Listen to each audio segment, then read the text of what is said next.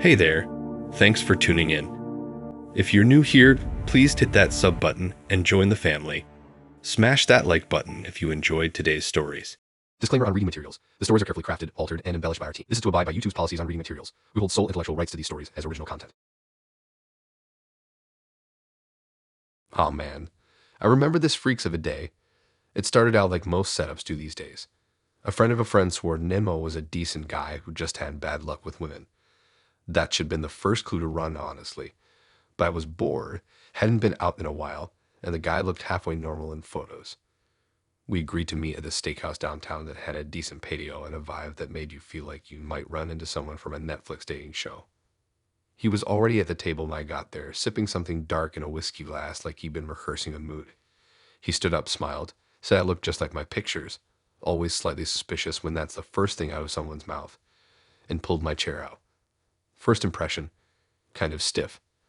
Like he was trying to copy something he saw in a movie where the guy is mysterious but charming. He asked me about work, said he used to do consulting, but now he dabbled in real estate. Dabbled is one of those words people use when they're unemployed but don't want to admit it. We ordered food. He picked a $60 steak. I got salmon, and the conversation floated around random steak stuff. Favorite cities, worst movies, whether pineapple belongs on pizza, all the surface level stuff people tossed back and forth to kill time. It wasn't until the second drink hit in that Nemo started loosening up, or unraveling. Same thing, really. He paused mid-sentence and leaned in like he was about to tell me a secret. I braced myself for something like, I used to be in a band, or I have a twin, but no. This man, across a table of medium rare steak and mashed potatoes, casually says, so I was actually acquitted last year in a case involving my ex-wife. Now, there's a lot of ways to process a sentence like that. My brain tripped on the word acquitted like it was a curb in the sidewalk. I remember just sort of blinking like my brain was rebooting itself. He kept talking like we were discussing sports scores or weather patterns. He said she'd gone missing, no one could find her, and apparently all the evidence pointed to him for a while. He said it was a nightmare, but also that it taught him a lot about this system and how biased it is against men. My fork froze halfway to my mouth, like what? Who just says that on a first date over dinner? Who leads with that? And the worst part was that he didn't even seem upset or remorseful or, I'd both know, confused by how absolutely insane it sounded. He said it all with this matter-of-fact tone like he'd just been unfairly fired from a job or something. Not that he'd been accused of, possibly killing someone. I tried to ask the normal follow-ups in the most casual way possible, like, how long ago was that and what happened? Mostly because I didn't want to trigger whatever was obviously just under the surface. He said they were married for 5 years. Things were rocky. She struggled with depression and left a lot. One day she left and didn't come back, and for some reason the cops thought it was him. I asked if they ever found her. He just kind of shrugged and said, not really. Not really.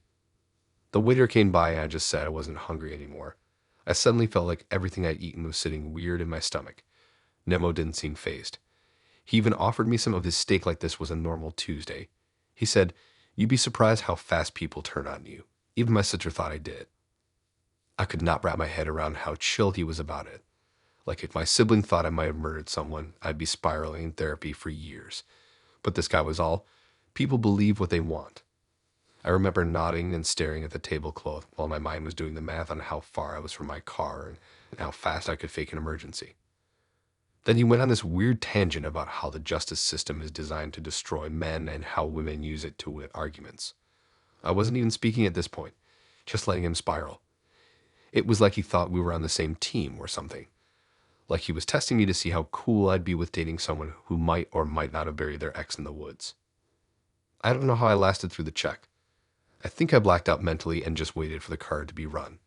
He offered to walk me to my car, and I said I had to use the restroom first. I went inside, walked straight through the place out the back, and down the block to a gas station where I waited for an Uber. Didn't even want to risk getting in my own car if he was waiting nearby. He texted me later that night saying I was one of the good ones, and he felt a real connection. I blocked his number so fast my phone glitched. The whole thing felt like a bad true crime podcast episode, except I wasn't listening to it, I was living it. Lesson learned, don't go on dates with guys named after cartoon fish. Just kidding, kinda.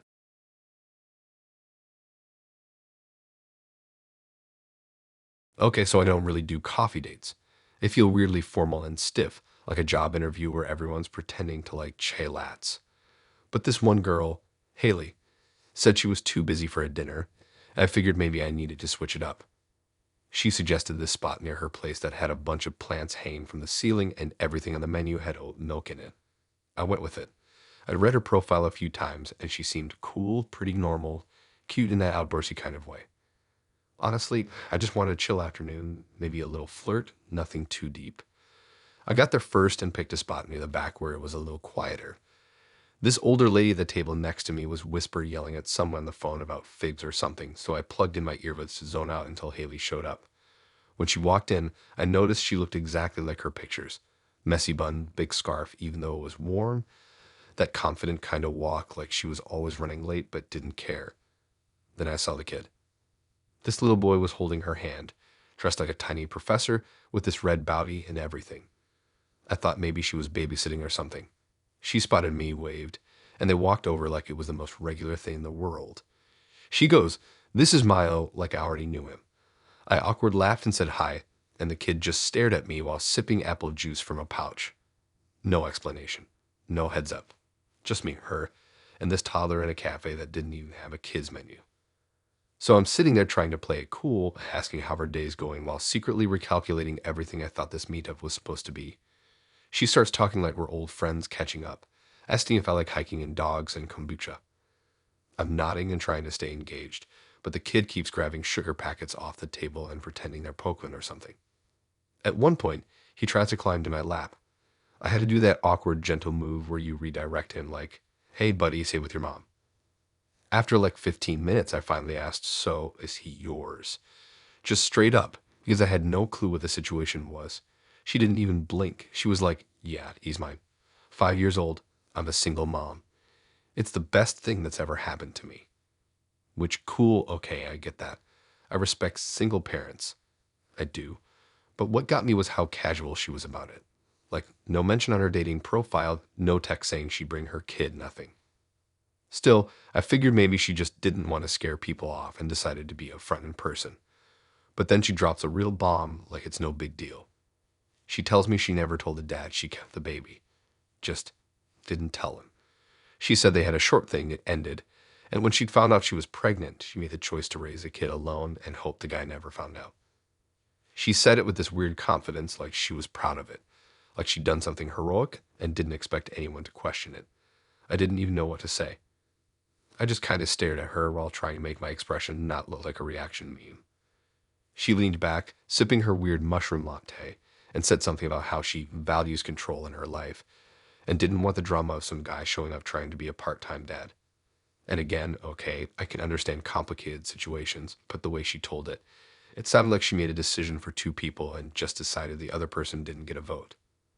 I asked if she was ever planning on telling him, and she said no, unless something happens medically, and they need his history or whatever. She said she didn't want anyone complicating their life. Then she looked at me like she was waiting for me to agree or high-five her or something. Meanwhile, her kid was now under the table, making car noises with a fork and a coaster. There was this long pause where I couldn't think of anything to say that didn't sound like a courtroom objection. I wasn't trying to start a fight, but like, come on, it felt heavy. I didn't sign up for an ethics debate over matcha. Then she get me with a real kicker. She said she was looking for someone who could step in and be a consistent male presence in Milo's life. Just like that. No lead up. No soft launch. Just, I want someone serious who's cool being a father figure. We were like 40 minutes into this date. We hadn't even made it to a second cup of coffee, and she's already pitching me the stepdad life. And I swear she looked at me like she was hoping I'd say yes right then. Like this was The Bachelor and she was handing out the final rose. I started looking around for an exit. I didn't even care how awkward it was gonna be. I told her I had to head out soon, and she got all smiley and said she appreciated me being mature about things. As if I was already in some silent agreement we were working toward building a family. I just nodded, stood up, and walked out with this weird echo of toddler giggles following me. When I got to my car, I sat there for a second and just stared at the wheel. Like, did that actually just happen? Did I go to a coffee date and end up being interviewed to become someone's backup dad? It was so casual the way she did it. Like she'd done this before and was just waiting for the right guy to nod along and say, "Sure, I'll co-raise a kid I didn't know existed." I matched her before I even left the parking lot. Not out of judgment. I honestly wish her and Milo the best, but I don't think I should be learning about secret babies and absent fathers during a first date at a cafe called Sunshine and Clove. So, I met Nimbob on a Sunday night when I was half watching TV and half scrolling a dating app just to feel something. His profile had this weird blend of gym selfies and philosophical quotes that didn't quite match, but I was bored and figured why not. He messaged me something like, "Do you believe in fate or are you just bored like me?" And I laughed because, yeah, fair enough. We exchanged messages for a few days. He was funny, I'll give him that. He had that kind of sarcastic edge that made it feel like he wasn't trying too hard. His jokes were mostly dry, kind of dark, which I usually like, but something about his vibe was off in a way I couldn't really name yet. We agreed to meet up on a Thursday. He picked a local bar that does decent tacos and plays old punk music. I got there a little early and sat outside, scrolling through memes to avoid looking like I'd been stood up. He showed up 10 minutes late, wearing a hoodie that had bleach stains on it and this cologne that smelled like a weird mix of cinnamon and gasoline. We did the whole awkward hug hello thing and sat down. First few minutes were okay, nothing special. He talked a lot about music, made a weird comment about how most modern bands have too many feelings. I kind of laughed and said something like feelings aren't the worst thing ever, and he looked at me dead serious and said he doesn't believe in therapy. I thought he was joking, like making fun of how people romanticize being emotionally unavailable or something. But nope, he doubled down. He said therapy is just a scam and people who go are weak and looking for someone to blame for their own screw-ups. I told him that's a weird take and kind of aggressive, and he shrugged and said people need to learn how to deal with their problems without dragging others into it. At that point, I should have made an excuse and left, but the tacos had just arrived and I was hungry. So I tried to steer the convo elsewhere. I asked about his last relationship, just trying to keep it surface level, but he immediately got way too into it. Said his last girlfriend tried to leave him because she couldn't handle the truth, whatever that means. He said she overstayed her visa or something, and when she started talking about moving out, he threatened to report her if she didn't stay and work things out like adults. He said it like he was proud of it, like it was the smart, strategic move instead of a complete moral collapse. I just sat there, chewing a piece of grilled chicken I suddenly didn't want anymore, trying to figure out if he actually just told me that out loud.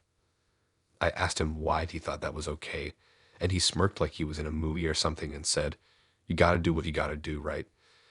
Then he reached across the table and touched my hand and said something like, "Don't worry, you don't seem like the type to run."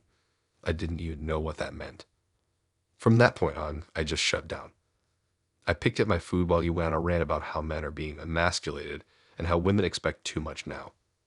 Said something about how traditional roles need to come back and how therapy has made everyone too sensitive to deal with the real world. It wasn't just that he was saying gross stuff, it was the way he said it. Like he thought about this for years and believed he was finally saying the truth no one else was brave enough to say. I faked a yawn and said I had an early shift the next day. He offered to walk me to my car, which I declined. Then he asked if I wanted to come back to his place because he had a bottle of whiskey and no emotional baggage, like that was supposed to be charming. I told him no, I wasn't feeling it, and he looked confused, like genuinely stunned that I wasn't into it.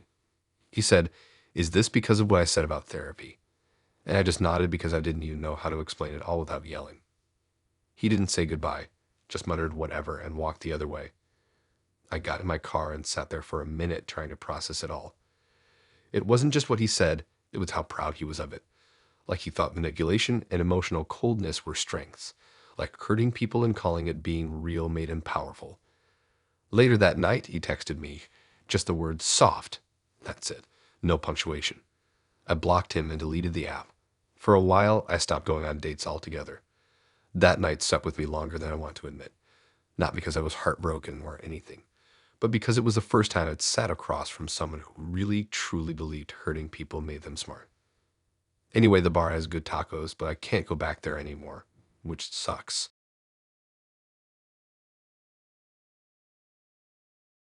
Honestly, I wasn't even trying to date that month. I just moved into a new place, got stuck building a shelf that nearly crushed me, and spent most nights falling asleep halfway through bad food videos on my couch. but I re-downloaded the app out of boredom. You know how it goes. You're laying there, lights off, scrolling past people with gym pics and blurry sunsets and cats named Pickle. Emma's profile was different. She had this photo of her holding an actual hawk on her arm, and her bio just said, "Looking for something unusual." I figured either she's into falconry or she's insane. Either way, I was curious. We chatted for a few days. She was quick with replies, always typing in full sentences like she was writing a newsletter. She asked other specific questions too. Stuff like, if you had to eat only canned foods for a month, what would your strategy be? And what's the weirdest commitment you've ever made? It felt more like a game than flirting, but I went along with it because it beat scrolling reels until my eyes went numb. We planned to meet at this all-day breakfast place downtown. It's one of those spots with mismatched chairs and like 8 kinds of eggs on the menu. I got there a few minutes early and was just pretending to check my email when I saw her walk in. She was taller than I expected and wearing a blazer over a band shirt, which gave off this weird vibe like she had just left a job interview in an arcade. I stood up, waved, and she smiled, but then this guy walked in right behind her, like close behind. Too close for him to be some random guy just using the same door. Emma turned and waved at him like, "Oh, hey, here he is," and then motioned for him to sit with us. I honestly thought it was her brother or some friend who was tagging along for a ride or something. Then she introduced him, her husband. Not ex-husband, not technically separated, just flat out, "This is Jeremy, my husband." I laughed at first, like a short, confused laugh, thinking she was joking. But they both sat down, opened their menus, and started asking me what I thought looked good. No explanation. Just casual. After a few seconds of me clearly looking like I'd forgotten how to breathe, Emma finally said, "Oh, right, I should have messaged you ahead. We're doing this relationship experiment thing, and we wanted to invite someone into it for a 3-month trial." Trial. Like I was some limited edition soda flavor or part of a beta test. She said it like this was a normal thing people do, like offering someone a fry across the table. Jeremy didn't say much. He mostly just nodded and smiled like he was the assistant manager of this whole thing and had been through the onboarding process before. He seemed polite, but the silence felt like he was silently evaluating my compatibility score or something. I asked them both what exactly they meant by experiment, and Emma started explaining like she'd been rehearsing it. Apparently, they'd been married for about 6 years but felt like they plateaued emotionally, whatever that means. So now they were exploring the idea of expanding their dynamic. She used that word a lot, dynamic. Said they were looking for someone emotionally adaptable, non-traditional but grounded, and open to structured affection. I was honestly just trying to figure out if I'd missed a sentence somewhere. They weren't swinging, at least not in the usual way. Emma said it wasn't about hooking up randomly, but more like emotional integration. She even pulled out this folder, an actual paper folder full of personality assessments and a questionnaire she wanted me to fill out before the end of the week. I was halfway through my coffee, completely speechless, and they were just going on about their compatibility matrix like this was a job interview. Jeremy finally spoke and said something like, "We're not asking for forever, just 3 months to see if our energies align in a sustainable rhythm." I had no idea what that meant. I asked if they'd done this before, and they said yeah, twice. One girl lived with them for 5 weeks, and another guy made it to month 2 before deciding he wasn't a fan of spreadsheets in bed. Their words, not mine. I didn't ask what that meant. I didn't want to know. But now I couldn't unsee the weird color-coded tabs on the folder sitting next to the syrup bottle. At that point, I was just eating my hash browns, slowly nodding and pretending to process this like a normal person. Emma kept making little jokes like, "I know this is probably a lot," but they weren't really jokes. They were more like statements dressed up in nervous laughter. The worst part, they weren't even pushy. That's what made it weirder. They were chill. Too chill. Like this was totally ordinary. Like it was me who was being closed-minded for not being excited to fill out a compatibility quiz before noon on a Sunday.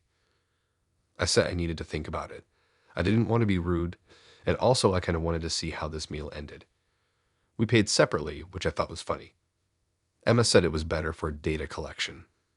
I had no clue what kind of data involved waffles and psychological boundaries, but whatever. We walked outside, and they both hugged me goodbye. Jeremy even said, "Hope we cross paths again soon." Like we'd all just met at a book club or something. As I was walking to my car, Emma shouted, "I'll email you the documents." and I just gave a thumbs up like a complete idiot. I never opened the email, but she did send it.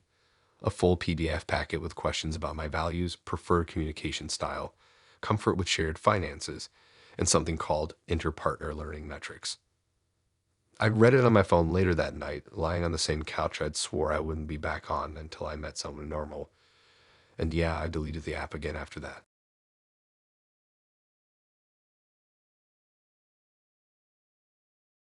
I remember swinging open the passenger door of Tyler's old set-in and settling in with that familiar knot of first date jitters.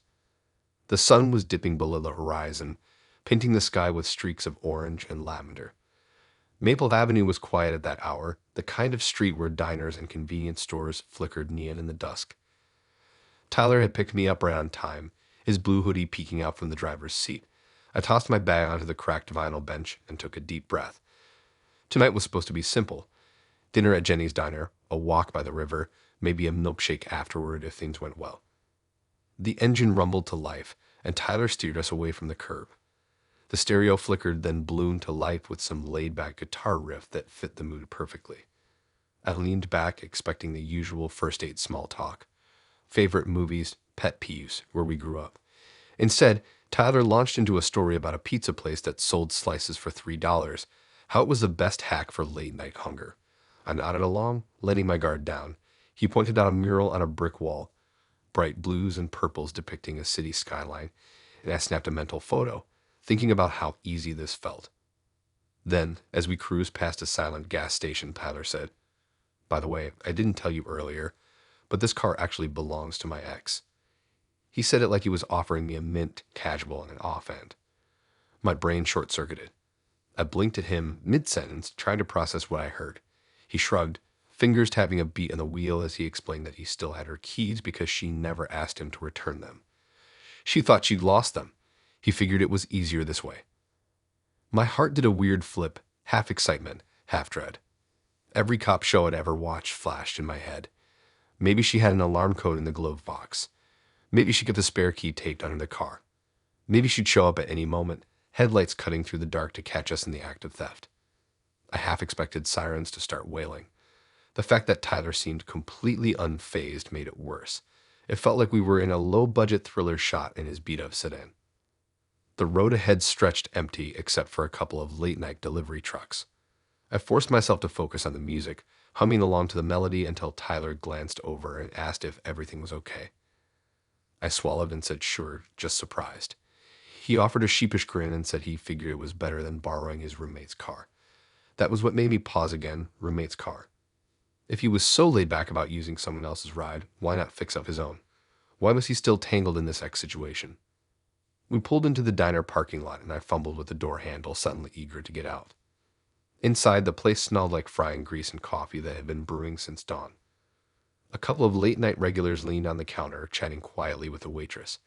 We ordered grilled cheese and tomato soup, the setup perfect for a chill conversation. But I couldn't stop thinking about the ex. Every time Tyler backed his chair away, I glanced at the window, half expecting to see headlights rolling in behind us. We traded stories about worst birthdays and childhood pets, and he seemed refreshingly honest about everything, except this car situation, which he admitted with a shrug that still felt off. The grilled cheese arrived golden brown, cheese oozing at the edges, and I took a comforting bite. I wanted to tell him I was cool with it, really, but part of me felt sick imagining some stranger's belongings under my butt. What if she had a tracker? What if she used the glove box to store something illegal? My mind was racing faster than the diner's small clock ticking off midnight. By the time we left Jenny's Diner, I was on red alert, scanning every alley and side street as though the ex might jump out with a shotgun. Tyler chatted about the arcade down the block, how the joystick on the Space Blaster game was sticky and the prizes were overpriced, but it was worth it for nostalgia. He rolled into the parking lot where neon lights flashed behind dusty machines. I followed him in, but my sense of adventure had flattened into anxious curiosity. We spent 20 minutes tossing quarters into games, laughing a little too loudly whenever we missed the high score. On our way back, Tyler offered to drive me home. I nodded, forcing a smile, but I stayed tense. The streets looked deserted, and I envisioned a spotlight cutting through the trees, revealing the ex stalking us. Even as we pulled up to my apartment building, he was still talking about some local band playing at a bar downtown next week. I glanced at my front door, weight pressing down my chest. I wanted to say goodbye and never get in that car again. But I also felt that weird pull you get when something is wrong, but you don't want to make a scene. When we stopped in front of my building, Tyler turned off the engine and looked at me expectantly. I unbuckled my seatbelt, heart still pounding. "Hey," he said softly, "sorry if the car thing freaked you out." I nodded, the words jumbled in my head. It did, I admitted. He shrugged and said it wouldn't happen again, that he'd figure out a better ride next time. I stepped out into the cool night air, the city lights flickering around me. I didn't know if there would be a next time. I watched as Tyler pulled away in that stolen Exa car, brake lights glowing red in the dark. The engine idled for a moment, then vanished down the street. I closed my door behind me and leaned against it, breathing in relief. The date had started simple, but ended with me wondering how much trust I should give a guy who treated someone else's car like a rental. I locked my building's front door and headed up the stairs, thinking that some confessions aren't best served halfway through a date. Maybe next time I'd ask more questions before saying yes. Or maybe I'd just stick to coffee dates. Either way, that night taught me that casual honesty about serious risks still feels like a red flag. I climbed into my apartment, flipped on the light, and let the silence settle around me.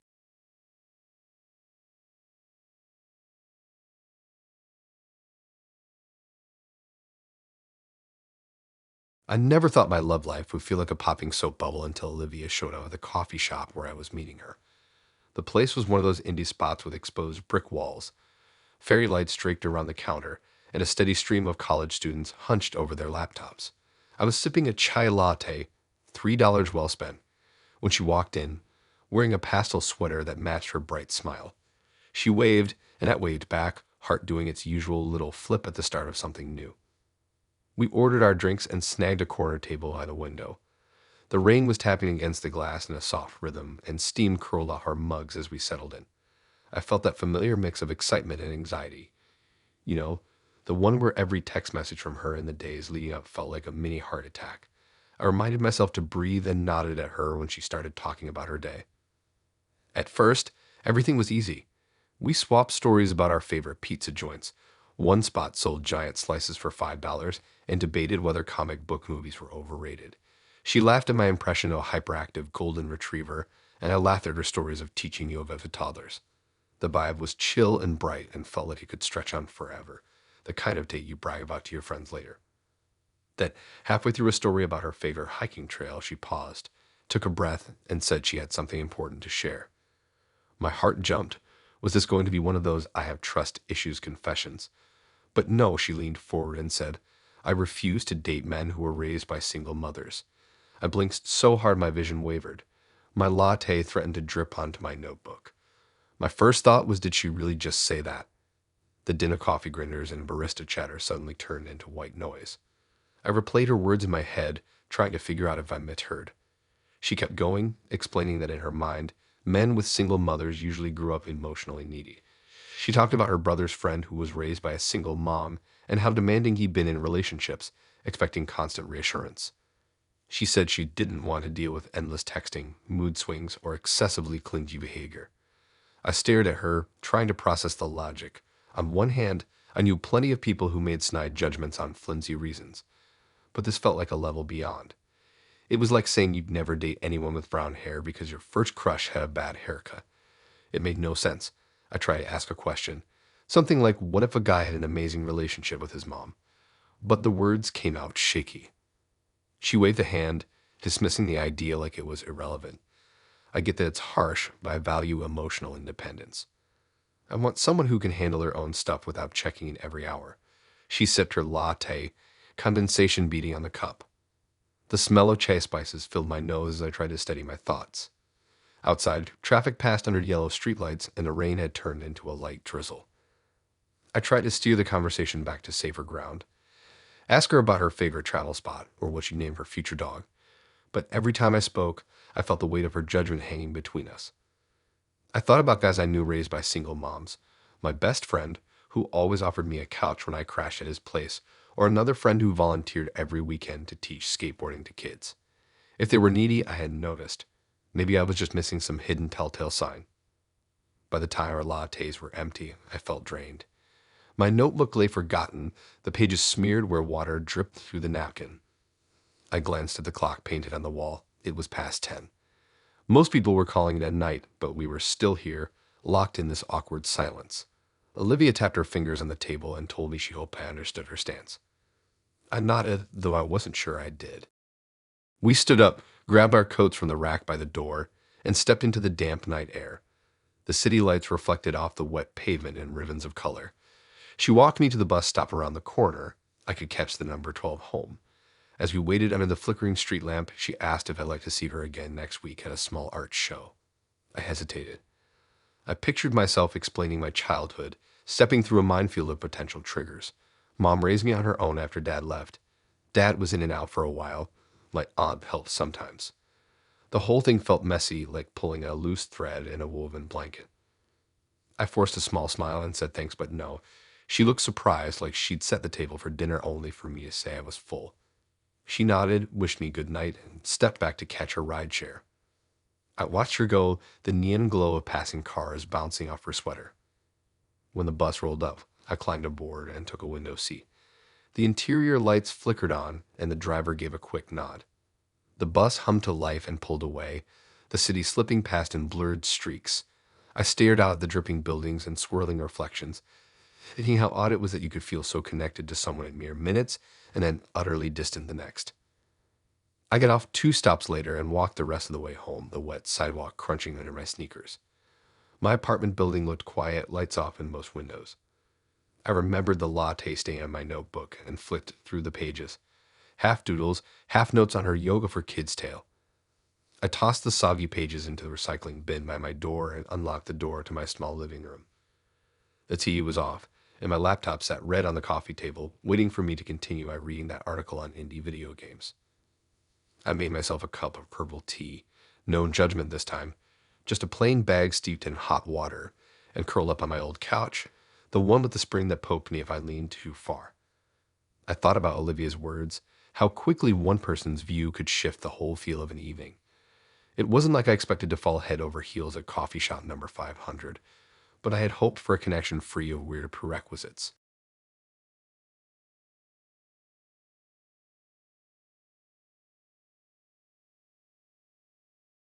I thought my phone buzzed because Chris was asking for my playlist, not because he was about to blow my mind with his side hustle. We met at that neon-lit burger joint off Elm Street, classic teenage hangout vibes, with paper-wrapped booths and a jukebox that glowed hot pink in the corner. I slid in next to him, juggling the weight of my backpack and the familiar excitement that comes with a first date. Nothing about him screamed YouTube star, just a shy grin, an old skateboard tucked under his arm, and a tangle of headphones around his neck. Our conversation started normal. He asked if I tried the cheeseburger special that costs $6 these days, and I told him it was worth every penny. We talked about which late-night taco truck served better al pastor, and he confessed he could never beat me at skee-ball even though he claimed he was a former arcade pro. At that point, I figured we were golden. Some laughter, easy banter, a shared love of greasy comfort food. Exactly the recipe I needed after that disaster with Olivia and her parenting checklist. Then, halfway through my curly fries, Chris leaned back, crossed his arms, and said he had to share something important. My stomach did that nervous flip, because by now I'd learned that I have something important usually meant brace yourself. He told me about this channel he ran on YouTube, where he'd secretly record all his Tinder dates. He said it was for his followers, who'd vote on who deserved a second date. The words crashed over me like a wave. I tried not to choke on my drink. I glanced around, other booths, the waitress refilling sodas, a guy in a leather jacket sprawled across the bar. Nobody was watching us. I felt like every eye in the room was judging me. The neon sign flickered overhead, blinking out our reflections on the greasy tabletop. I could taste metal in my mouth. Then Chris shrugged, like he just told me he forgot to grab milk for cereal. He explained the setup. Tiny cameras hidden in the salt shaker, the ketchup bottle, even the napkin dispenser. He'd angled them to catch every reaction, every eye roll, every forced laugh. He said the contestants, meant his dates, would never know unless they watched his channel and recognized themselves. His followers would screenshot the best moments and debate who deserved a shout-out and who deserved to get ghosted. He said it was all in good fun, but fun felt like the last thing on earth right then. When I met his gaze, it was surprisingly casual. No guilt, no embarrassment, just that easy smirk that now looked predatory. I felt cold as I imagined those videos uploaded somewhere, people voting thumbs up or down on me like a product on sale. It wasn't just creepy, it was a violation. My life reduced to clickbait, my personality a commodity. I tried to ask a question about consent, but my voice cracked. Instead, I made a joke about his roommate being a James Bond fan. He laughed and said, yeah, he was into spy stuff, but he didn't mention any legal worries. I thought maybe he was joking, but the more he talked about editing clips and subscriber milestones, the more I realized this was his version of a game show, and I was sitting on set without knowing the rules. I dug into my fries, partly because I needed something to distract me, partly because it felt like the only familiar normal thing left. I forced a laugh when he minded tweaking his phone to adjust camera angles. I kept replaying his words in my head. Secret recording, upload, vote, second date. I pictured my reactions snagged and sliced into highlight reels. The thought of some stranger's screen lighting up with my surprised face made me shiver, except I couldn't say shiver, so I met someone's gaze and swallowed. He asked if I'd ever thought about being on camera. I said no, never really felt comfortable. He said that was perfect. Natural reactions made the best content. I tried to focus on other details. The way the neon letters spelled BURGORs in the window, the sticky floors that squished under my sneakers when I shifted. Anything less horrifying than Chris' thesis on human behavior as entertainment. After what felt like an eternity of him outlining his analytics, watch time, viewer retention, peak interest, it occurred to me that none of this had a place in a real relationship. The more he bragged, the more I saw how he measured people by clicks and comments. I thought about the last time I laughed so hard I cried, and how I'd wanted someone who cared about the moment, not the number of views. Eventually, I set down my empty fries container and said, "That's a lot." My mouth tasted stale. He nodded and ranged his phone on the table, opened his channel, showed me thumbnails of girls mid-sip, mid-laugh, mid-rolling eyes. My face bunched up. I realized some of those thumbnails looked shockingly exaggerated. Surely he tweaked the contrast to make expressions pop. The idea that he manipulated the footage to get more votes made me feel sick. I tried to tell him I wasn't comfortable being part of an experiment, but he waved it off. Said if I wanted to leave now, it was cool. He said he'd delete the footage of me if I asked, but it'd take time. Processing, editing, unpublishing. The whole thing felt like bargaining with a corporate return policy, subject to terms and conditions. I wished I'd listened to my gut when the date started. Something about the way he never stared me in the eyes, always focusing on camera placements when I gestured, suggested that he saw me more as a prop than a person. But who expects a guy to use a date as content fodder? I mean, a normal person doesn't.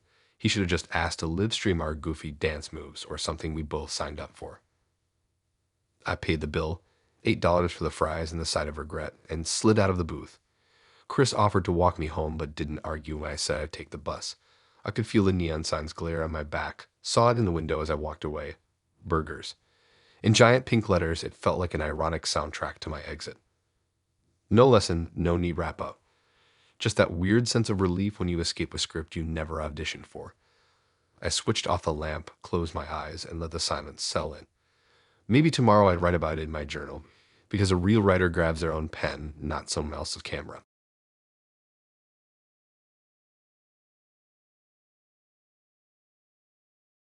I wasn't expecting my Saturday evening to turn into a debate club audition, but there I was, clutching a root beer float in a retro ice cream parlor that still had black and white checkered floors and a neon jukebox in the corner.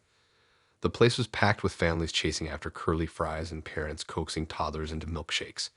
I'd chosen it because it felt safe. Nobody here took themselves too seriously, and the playlist was a random jumble of classic hits. I slid onto the vinyl seat across from Jessica, who looked like she stepped out of a magazine photo shoot. Sleek blazer, perfectly straight hair, and a smile that didn't quite reach her eyes. Our conversation started with the usual surface stuff. Favorite movies growing up, whether we preferred roller coasters or water slides, with a better local pizza spot that sold slices for $4. She laughed at my story about nearly toppling off the corkscrew ride at the theme park, and I thought maybe we had common ground. Then, just when I was settling into the easy back and forth, she paused, set her float down, and said she had a background I should know about. She told me she used to work in political lobbying. Instantly, I braced myself for a rant about campaign strategies or smear tactics. Instead, she leaned in and said, "I believe all poor people are poor by choice." My stomach nodded.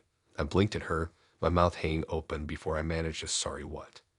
The neon reflected off her perfectly lined lips, and nothing about her expression suggested she was kidding.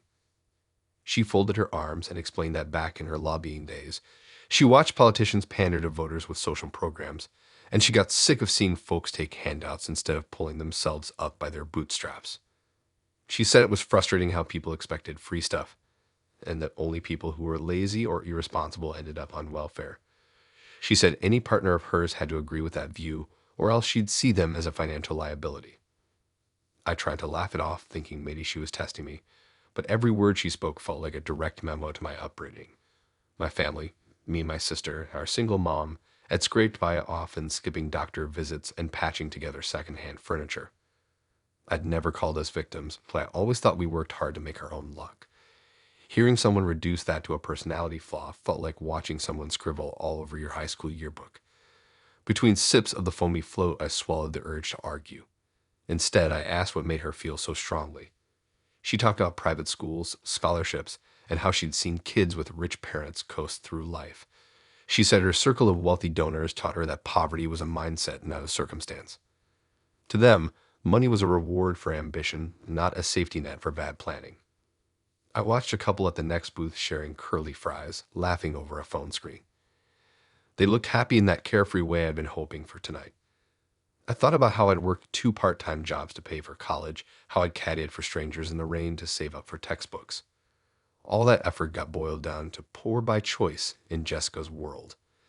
It was like handing someone your childhood scrapbook only for them to toss it in the trash and call it junk. I took a breath and said, "Don't you think there are folks who deal with stuff they can't control? Medical bills, family crises, economic downturns." She cocked her head and said, "Sure, there are exceptions, but most people would work harder if they really needed to." She tapped the straw against her glass, each clang echoing in my chest. Her certainty was absolute, like she'd found the universal truth hidden in a legislative bill. The jukebox changed songs. Now it was some upbeat tune from decades ago that made my feet itch to tap. I shifted in my seat, trying to recalibrate. Maybe this was just bad small talk, I thought. Maybe she'd lighten up once we moved on. I asked what she liked to do for fun outside of politics.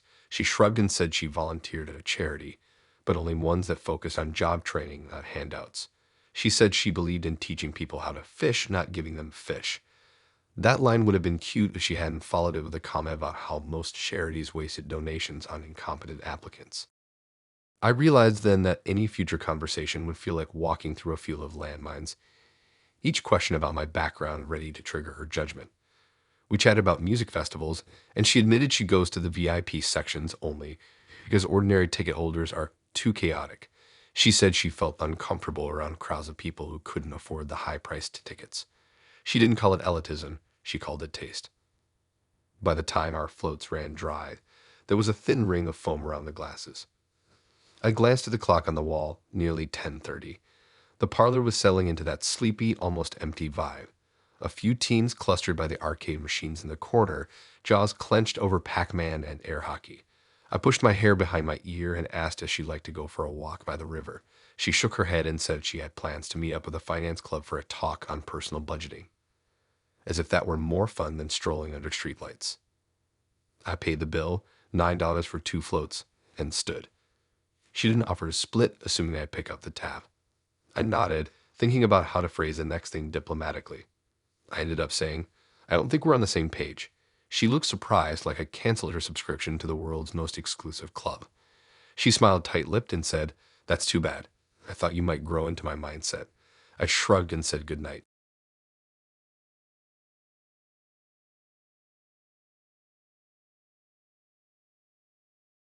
I figured meeting Stanley at that downtown art gallery would be chill. Abstract canvases, mellow jazz playing overhead, people sipping wine from plastic cups. I showed up right at 6, clutching my tote bag and wondering if anyone would notice the paint smudge on my jeans. The place was buzzing with a mix of hipsters and retirees, all murmuring about brush strokes and color palettes.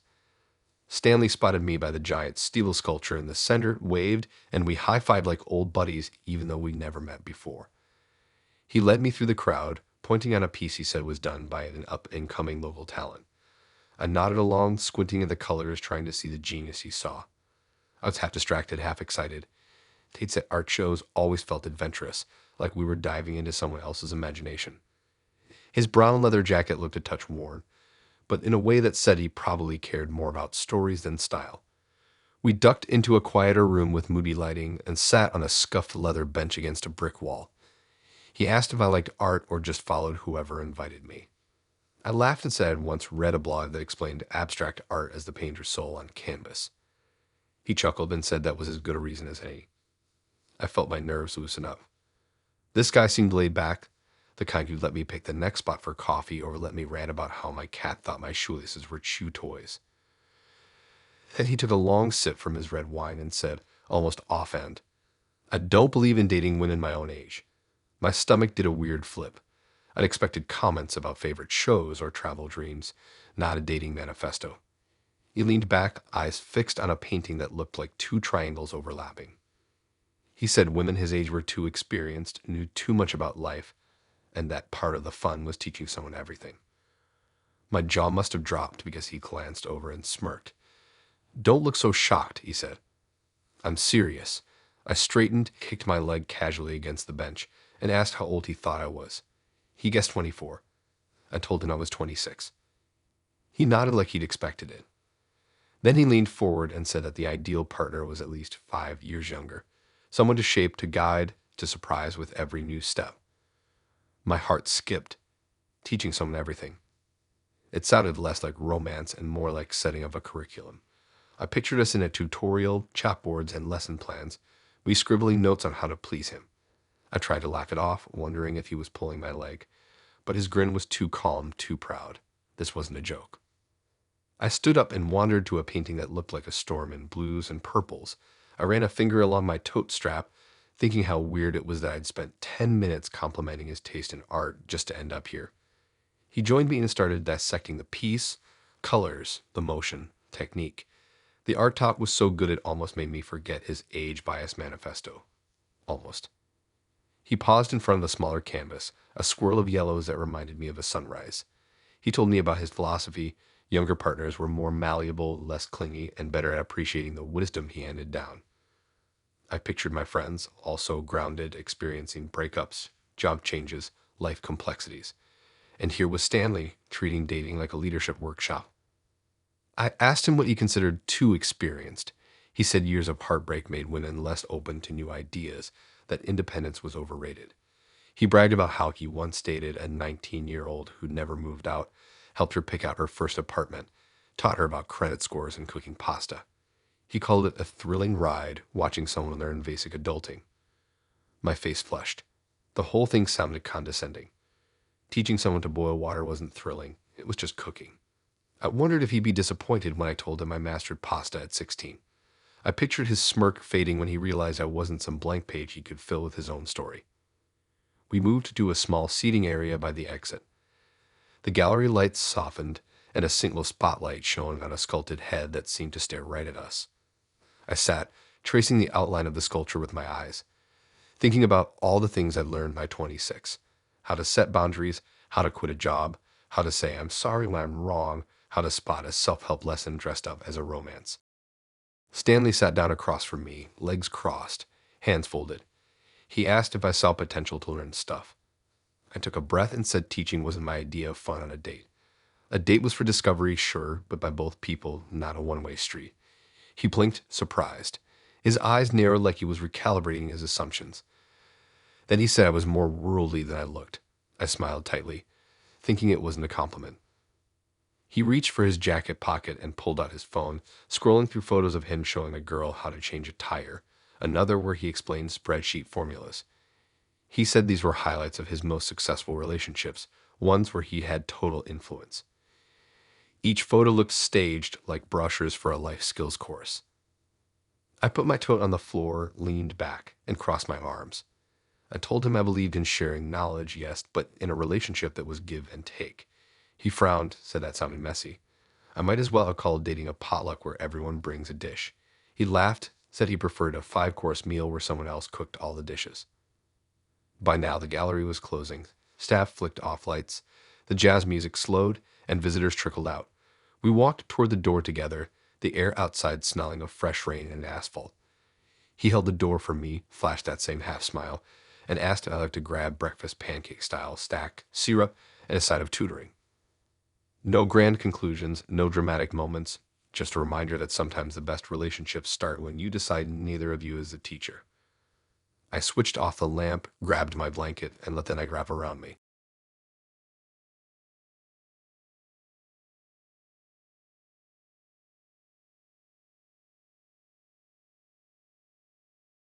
I didn't expect my 2-day night to turn into an audition for Naomi's personal focus group, but there I was, juggling my backpack and a half-eaten granola bar outside a neon-lit taco stand. The air smelled like cilantro and frying oil, and steam rose from hot sauce bottles. I spotted Naomi waving me over in her bright windbreaker. Next to her stood a girl I'd never met, arms crossed, watching me like an examiner. I took a last bite of the granola bar, shoved it in my pocket, and prepared for the weirdest. Naomi introduced her as Jess, her observer for the evening. Jess nodded, then went back to scanning my face. I tried to dial down my smile, thinking about moments I'd practiced in front of the mirror. Naomi said Jess would take notes on how I acted, whether I seemed like strong parental material. Strong parental material. The words bounced around in my head. We ordered 3 tacos each, 2 corn tortillas piled with carne asada, 1 with spicy chicken, at $1.50 apiece. While waiting, I flipped through the menu and doodled a cat face on a napkin. Naomi chatted with the cook about his secret seasoning. Jess hovered behind us, writing on a small notepad.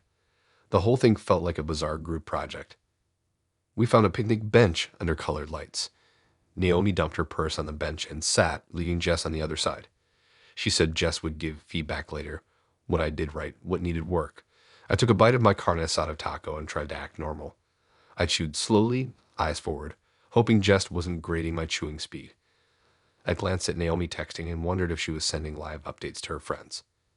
Naomi asked how my week had gone, and I talked about my internship where I spent mornings filing reports and afternoons at reading industry blogs.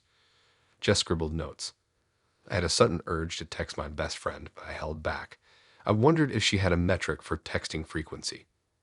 After the first taco, Jess asked if I felt confident in my responses. I shrugged and said I felt fine. She jotted down something about voice tone. Naomi grinned and asked if I thought about kids someday. I said, yeah, maybe 2 kids someday, a dog, the usual dream. Jess scribbled again. Naomi clapped and said that was perfect, exactly the form she liked. I pictured a playground, chalk drawings, teaching someone how to tie their shoes.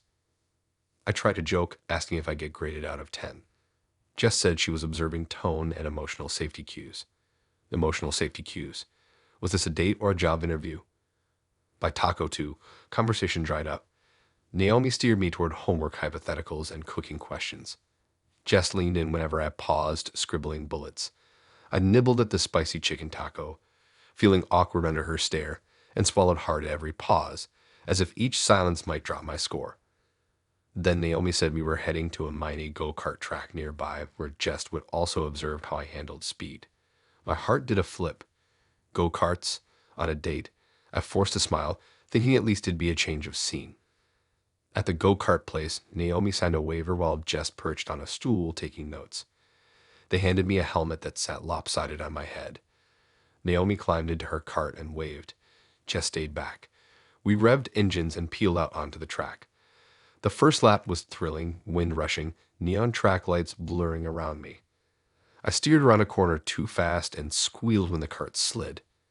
My grin turned wide, but my chest felt tight, like excitement mixed with dread.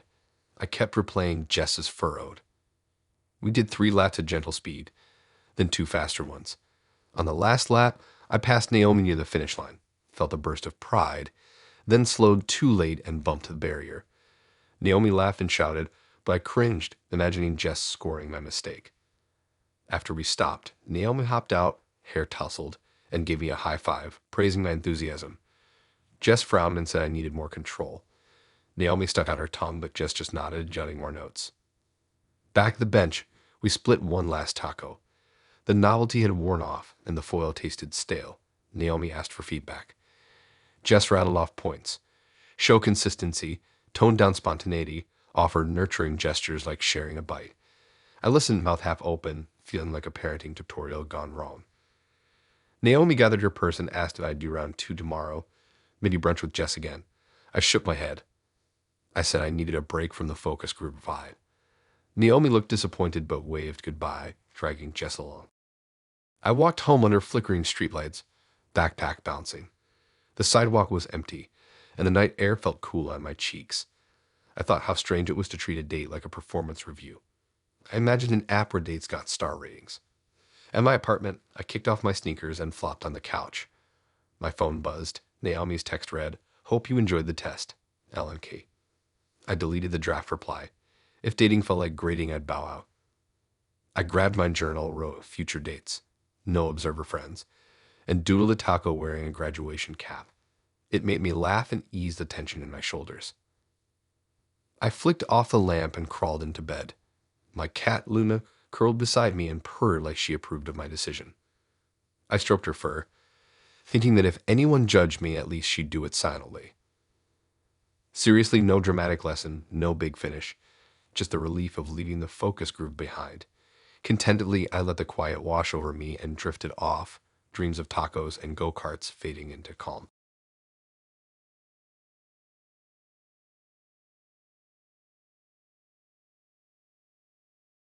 I thought it was going to be a chill Friday night. I slipped into my favorite worn-in denim jacket, the one with the ripped cuff, and laced up my old canvas sneakers. I grabbed my keys and headed down to that little cafe on Oak Street I heard about. You know the type. Soft indie tunes drifting through exposed brick walls, a display case full of cinnamon buns, and the smell of fresh coffee wrapping around you like a warm blanket. Perfect spot for a low-key first date, right? Nope. I was about to be used as someone's personal sparring partner. I pushed open the door and felt the rush of warm air hit me. The place was half full, a mix of dudes tapping on laptops and girls chatting over herbal tea.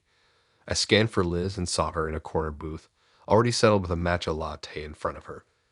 She had a half smile that made you wonder what trick she had up her sleeve.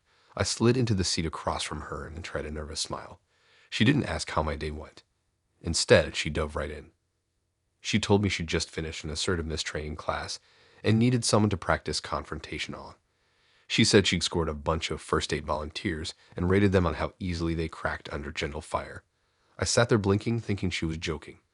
But the second her voice stayed flat, I realized she was dead serious. My heart went from 0 to 1,000, and not in a good way. The waitress came by and dropped off 2 steaming mugs of tea. I tried to make small talk about the weather or the weird weather we've been having, but Liz cut me off mid-sentence. She zeroed in on the slight tremor in my voice and asked if I felt nervous. I laughed it off, saying I get nervous on dates, but she pushed back. She said that was classic defensiveness and made a note in her bullet journal. Bullet journal. She showed it to me. Every date got graded at her categories like assertiveness threshold, deflection skill, and emotional crater size. My name was already at the top of a fresh page. From there, she unleashed a steady drip of low-key insults wrapped as questions. I mentioned I worked part-time at a bike shop. She said that felt like an excuse to hide from real goals. I tried to defend myself, talking about saving up so I could study art, but she kept poking holes in my plan. Every answer I gave fed her next jab. The cafe's worn vibe vanished. It felt like I was stuck in a spotlight under interrogation. I looked around and saw other tables, couples laughing over scones, a guy reading a tattered paperback with a latte beside him. Their vibes were chill. Mine was spiraling. I felt myself shrink into my seat. My mug shook when I reached for it, spilling a drop of tea onto the table. Liz seized on it like a referee counting knockdowns. She said spilling tea was a sign of losing control. My cheeks went flush, and I scraped up the drop with my finger, my hand waving like a leaf in the wind. She paused and let me gather myself, then asked why I let her lecture me. I said I didn't know what to say. She smiled, sharp as a blade, and wrote "needs stronger backbone" in her journal. I tried to ask a question back, anything to break the pattern, but she said asking questions instead of sharing thoughts was a dodge tactic. She graded me down again. By the time the waitress brought a slice of strawberry cake, free sample, she said, The sugar looked like a glaring reminder that nothing sweet was happening here. I stared at the cake, imagining it as a little pink flag of surrender. Liz watched me like I just passed a stress test. I poked at the frosting and thought about bolting. The urge was intense, but my legs felt glued. My brain buzzed. I hated how I let someone treat me like a lab rat. Then it got weirder. She switched tactics and started praising me for small wins. She said I had potential for standing up for myself because I hadn't hung my head in shame. I felt a flicker of pride, quickly snuffed out when she said that I wasn't allowed to feel proud until I cried. That was her final test. Get me to tears before dessert. I shook my head, thinking there's no way I'm crying over this. Liz reached across the table and tapped her journal. She said she was disappointed because I was too polite. I tried to argue I valued kindness, but she said that was just another excuse to sidestep real confrontation. I felt my chest tighten, my throat clog up. I wanted to tell her off, to say this is not a date. It's a circus, but my voice wouldn't cooperate. Everything tasted metallic like my own panic. Finally, the waitress dropped the check on the table. I grabbed it and slapped down a $20 bill. $20 against the ceramic. Liz rode past emotional stamina, then closed her journal. She said I survived her test, so I earned my freedom. I bolted out of the cafe without looking back. The night air hit me like a wave, and I sucked in a gulp of cool breeze. Walking home under the yellow glow of street lamps, I replayed every moment. My brain was a loop of rude comments and pointed questions. I felt raw and small, like every word I said had been picked apart. But I also felt something else, a tiny spark of strength. I'd sat through her verbal sparring, and no tears came. I held my ground even when my insides were twisting. I got to my front door and fumbled with my keys. My hands were still shaking a bit. When I finally slid the door open, the quiet of my apartment felt like a safe zone. I tossed my jacket on the couch and sank onto the bed. No fancy reflection, no big life lesson. Just relief that it was over. I stared at the ceiling, replaying the confrontation like a highlight reel I never asked for. My phone buzzed in my pocket with a message from a friend asking how the date went. I typed back a single word, wild, then deleted it. I tapped out a longer reply. She used me as spar in practice. I survived. Not sure if I'm stronger or just numb. I hit send and put the phone down. I lay there until my eyes closed. When I woke up in the morning, the sun was slipping through the blinds and the world felt normal again. But the memory stayed sticky in my mind, like a mark you can't wash off. I wondered if I'd ever brave a first date again. Maybe I would. Maybe I'd look for someone who treats me like a person and not a punching bag. Maybe next time I'd spot the referee before I stepped into the ring.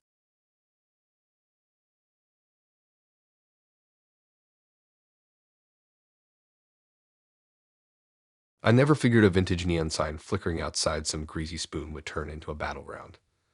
I was wearing my favorite hoodie, the one with holes at the elbows, and brand new high-top sneakers that squeak when I walk. My hair was a mess because my flat iron broke earlier and I'd just given up. I was running late and hungry, but I told myself it'd be cute. Dinner with someone new and maybe a slice of cherry pie afterward.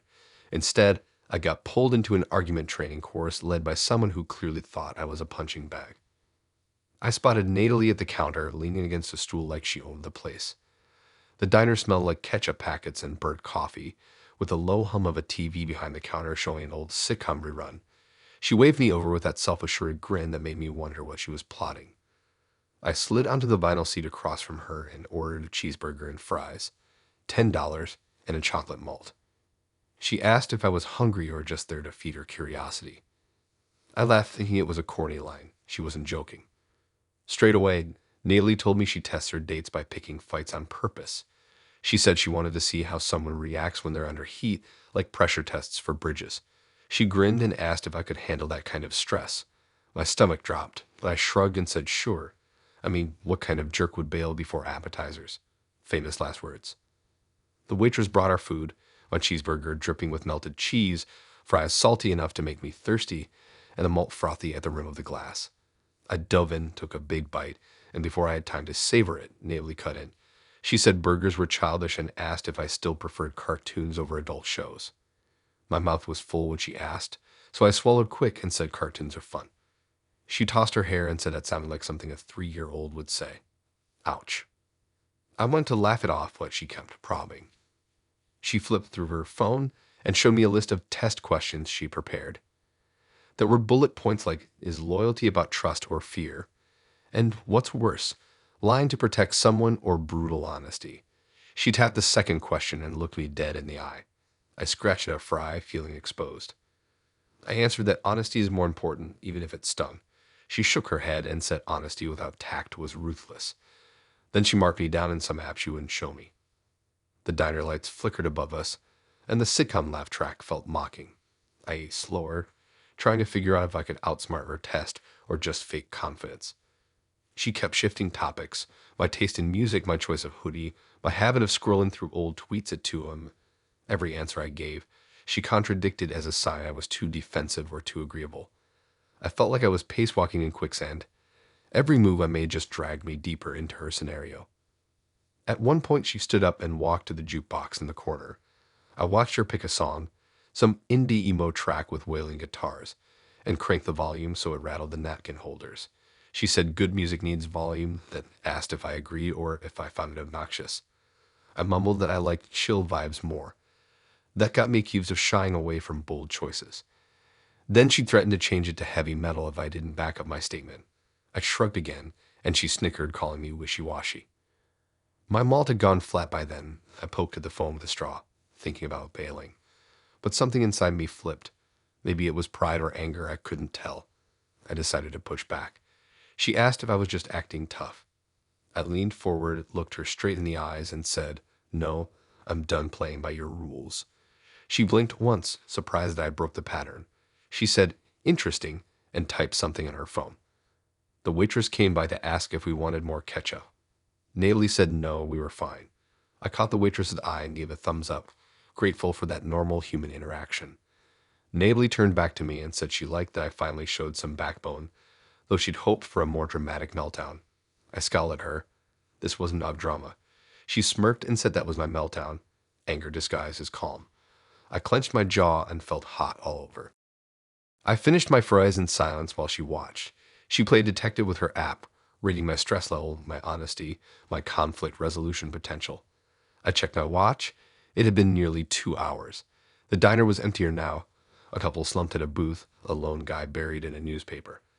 The neon sign outside buzzed louder in the dark. I wanted to leave, but I was curious how she'd cap off her test. Finally, she set her phone down and said we were done. She told me she was impressed I didn't start screaming or run off screaming. I wasn't sure whether to feel proud or wounded. She smiled and asked if I wanted to catch a late-night movie. I stared at her, thinking about how I'd been manipulated into arguing, into defending myself over fries and a malt. I told her no, I was beat. She shrugged and said she wouldn't force anyone into her experiments. We walked out onto the sidewalk together. The night was cooler now, and the neon sign glowed pink and blue on the diner window. I exhaled and felt the tension leave my shoulders. Nayli bumped her shoulder against mine and grinned, asking if I was relieved. I rolled my eyes, muttered yeah. She said she enjoyed her test and hoped I did too. I gave a half smile that she must have read as something significant, because she said she'd rate this date an 8 out of 10 on her thrill scale. I nodded, fished my phone out of my pocket, and checked for missed messages. My mom had texted asking how my date went. I texted back it was weird and hit send.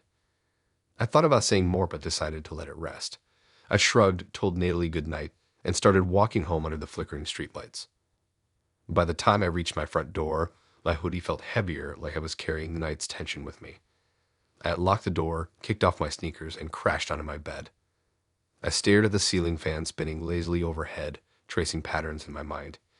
The argument drills replay on loop, every question, every jab. I felt drained to oddly awake, like I'd run a marathon in my head. I didn't walk away with a grand lesson or a life-changing insight. I just knew I was done being a test subject for someone else's self-improvement. I tossed my phone onto the nightstand and drifted off, wondering if I'd ever be ready for another date like that. No big resolution. Just the quiet realization that sometimes dinner isn't about the food, and a date can feel like a final exam.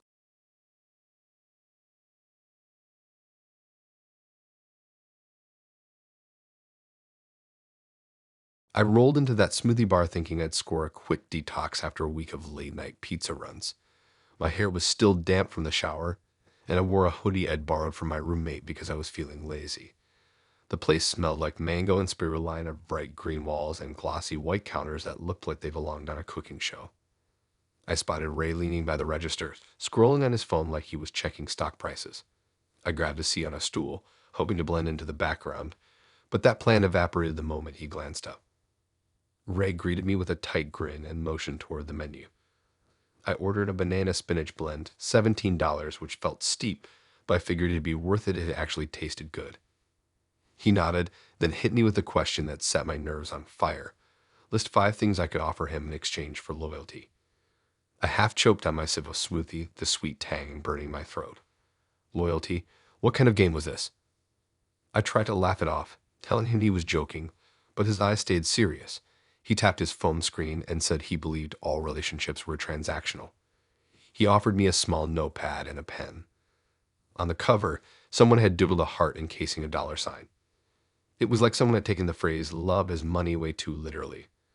I took the pen, flipped to a blank page, and tried to steady my hand. For number 1, I wrote creative support. I told him I could sketch logos for his side projects or help design flyers if he needed them. Ray tapped the pen against his chin and asked how many hours I was offering, as if I were auctioning my time on the open market. I shrugged and said 5 hours a week, thinking that sounded reasonable. He nodded slowly and jotted it down. Next, I listed good insight. I meant advice on life decisions, but Ray cut in before I even finished the word. He asked how I'd measure good. I blinked, crossed it out, and rephrased, honest feedback on career plans. He tapped the page, then looked me in the eye and asked what honesty was worth in numbers. I sighed and wrote hourly at $30, feeling like I just handed him an invoice. For number 3, I tried steady companionship. He made a low sound in his throat and said companionship wasn't tangible. He told me to think of something he could log in a spreadsheet. I hesitated, then wrote weekly meal deliveries. I told him I could cook and drop off dinners when he was slammed at work. He tapped the page 3 times and said that seemed domestic. I asked if cooking wasn't worthwhile. He shrugged and marked it down anyway. Number 4 nearly froze me. My mind spun through options. I'd given graphic design, honest feedback, meal prep. What else did I have? I scribbled social media shout-outs, meaning I could tag him in my Instagram stories. Ray raised an eyebrow and said that counted only if my account had followers. I kicked myself. My page had barely more than 100. He shook his head and said to think of something with immediate impact. I flipped through the notepad, desperate. The hum of blenders and the soft chatter around me faded. People around us were sipping lattes and typing on tablets, oblivious to this bizarre negotiation. My hand hovered, and I wrote weekly playlists. I was a music junkie, always curating songs. I figured if I sent him a playlist every Friday, that was value. Ray scoffed, then tapped the tip of the pen against his lips. He said music was intangible, that real value needed measurable ROI. My heart pounded. I didn't want to keep bargaining for affection, but it was sink or swim. I stared at the blank line for number 5. The pen shook in my fingers. What could I give that felt substantial? Then it came to me. I wrote contacts in creative industry, introductions I'd made over the years. Ray paused and nodded. That felt like currency. He tapped his screen, making notes in some hidden document. He closed the notepad and leaned back. The smoothies arrived, tall glasses of vibrant green with little flecks of banana and spinach. I took a sip, hoping the cold would numb my nerves. Ray picked up his smoothie, swirled it, and said he'd review my offer and send a detailed contract by the end of the week. My chest went numb. A contract. For friendship, for loyalty. It sounded more corporate than romantic. I tried to laugh, but it felt hollow. I told him I hadn't signed up for a business deal. He smiled and said that was the beauty of honesty. You always know what you owe. He tapped his smoothie and asked if I'd cover half, $6, while he paid for the rest. I fumbled in my pocket, found a crumpled bill, and dropped down the counter. The weight of that small payment felt like an anchor. We sat under those bright lights, silent except for the hum of the blenders. Ray talked about economics of relationships, supply, demand, emotional equity. I stared at my glass, the little green flecks floating like questions I couldn't answer. All I wanted was someone to laugh with, to share awkward conversations, not to tally up my worth on a spreadsheet. Finally, I pushed my stool back. I tapped the notepad, said I needed time to think before signing any formal agreement. Ray shrugged and said he understood. Professional courtesy mattered. He slipped the notepad into his bag and stood up, handing me his business card. It read Ray, Value Consultant. I wanted to crumple it and toss it in a trash bin, but I took it instead. I made it back to my apartment, unlocked the door, and tossed my hoodie on the floor. Instead of typing, I closed the laptop and dug out my phone. I scrolled through a photo album of friends goofing around at a concert last year. Sweat, paint, raw laughter. I smiled, thinking about how those moments didn't come with a bill. I deleted Ray's contact instead of responding. No contracts, no metrics, no price tags on friendship.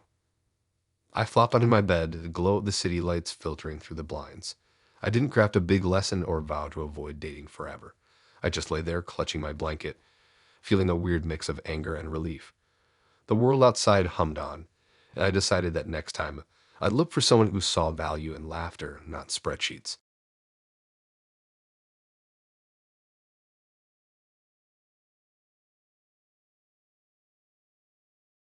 Okay, imagine you're dragging yourself off the couch after an afternoon of binge or reading silly TikToks, hair in a messy top knot, hoodie that smells like last night's takeout, and you're thinking, great, just what I need. A first date at a comedy club. That was me last Friday. I threw on some jeans and sneaks, gave up on shoes that actually match my outfit, and headed out into the sticky night air. My plan was simple: laugh at some jokes, maybe spill nachos on myself, then bail early if it sucked. Instead, I walked straight into rule number 1 of Kat's High Value Woman playbook. The place was that dive bar with a neon sign that buzzes so loud you feel it in your chest.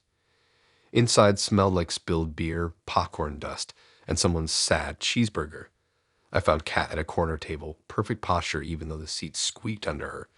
She had a notebook, yes, a real notebook, full of highlighted rules. Never laugh at a guy's jokes unless he's pulling in 6 figures. I blinked, tugged at my sleeve, and thought, is this some kind of prank? I sat down and tried a casual smile and said hi, but she didn't let me off easy. She straight up asked what I did for work and if I could prove I made 6 figures yet. My tongue froze, so I mumbled something about freelancing and side gigs. She tapped her pen against her notebook and said cool, but not cool enough. My stomach flip-flopped like I just ordered 3 spicy burritos in a row. The opener hit the stage, a skinny dude in a vintage band tee telling jokes about smart fridges. A few people snickered, but I felt weird giggling because Kat gave me that death glare. I choked back a laugh, looked down at my phone so it looked like I was checking messages, and pretended I was serious. My soda rattled in its cup, reminding me I was literally at a show and maybe I should just relax. But no, relaxing meant breaking her rule, and I wasn't about to end up at the bottom of her rule book. After the opener, there was a short break, and I tried to make small talk. I leaned forward and said, so, you into comedy? Kat closed her notebook with a click and said, I'm into value. I don't waste laughs on guys who can't support me. I blinked so hard I'm pretty sure my contact lens tried escaping. I tried to joke back, something cheesy about laughter being priceless, but she frowned and said cheap laughs were for broke boys. Then the headliner came up. This guy with a flannel shirt and guitar, belting out awkward jokes set to tunes that sounded like local coffee shop open mic nights. The crowd leaned in, guys whistled, girls clapped. I felt my lips twitch, ready to crack a grin at why did the avocado cross the road joke, but Kat leaned over and hissed about her laugh only if he pulled at least 6 figures a year. My jaw dropped. I mean, who sets a salary threshold for humor? I fiddled with my straw, twisting it between my fingers and tried to zone out. The guy sang about mixtapes and microwave burritos, and I could feel genuine amusement bubbling up. My heart wanted to burst out in giggles, but my face stayed frozen. I saw someone spill their popcorn, and everyone laughed. I stayed stone-faced, sweating under the stage lights and Kat's laser stare. When the show ended, the lights came up and people cheered. I forced a thin clap, just loud enough to not seem rude, but Kat tapped her pen and said, that was polite applause, not real laughter. I'll make a note. I stared at her notebook, all those highlighted lines mocking me. I tried to argue that money didn't buy comedy talent, but she cut me off. Value is value. If you can't back it up, I can't back a laugh. We stepped outside into the warm night. I glanced at this old neon sign that cast pink and blue shadows on the sidewalk. I thought, what is happening? Kat hugged her notebook to her chest and said I needed to work on my bank account before I work on my joke game. I laughed. Okay. It slipped out, and her eyes flared. She said that counted as a low-value chuckle and deducted points. I crossed my arms and told her I was done being graded by her rule book, She raised an eyebrow and said, "Fine, you're free to laugh on your own time." I started walking home, kicking a beer cap in the gutter, feeling a weird mix of relief and annoyance. The neon sign buzzed overhead, and I thought about texting my friend to vent, but I didn't. I just wanted quiet. When I got to my building, I unlocked the door and leaned against it, breathing heavy. Inside, it smelled like old socks and instant ramen, and it felt better than any fancy club. I flopped on my couch, grabbed my phone, and pulled up a clip of that guy's song I'd actually liked. I hit play and let myself laugh out loud. No salary required. No notebook grading me. Just me and my dumb giggles echoing off the walls. It felt electric, like I'd ripped off a mask. I didn't write a big wrap-up or decide to never date again. I just realized I want someone who laughs at me, not my bank account balance. I tossed my hoodie on the floor, shrugged out of my hoodie, bonus points. I'd live in sweatpants forever if I could, and texted my friends. Comedy club was wild. Rulebook date. Last on hold till further notice. They replied with laughing emojis and memes about dating disasters.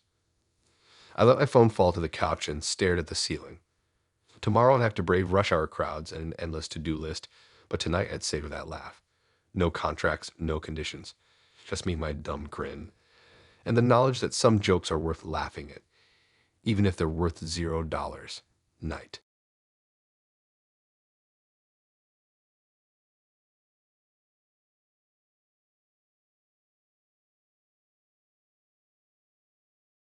Okay, so picture this. I'm lounging on my couch in my favorite sweatpants, scrolling through memes at midnight, hair in a messy bun, debating whether I should reorganize my bookshelf or just pass out. My phone buzzes. Tina wants to hang out. Tina, who's been lonely since she and Josh broke up in college.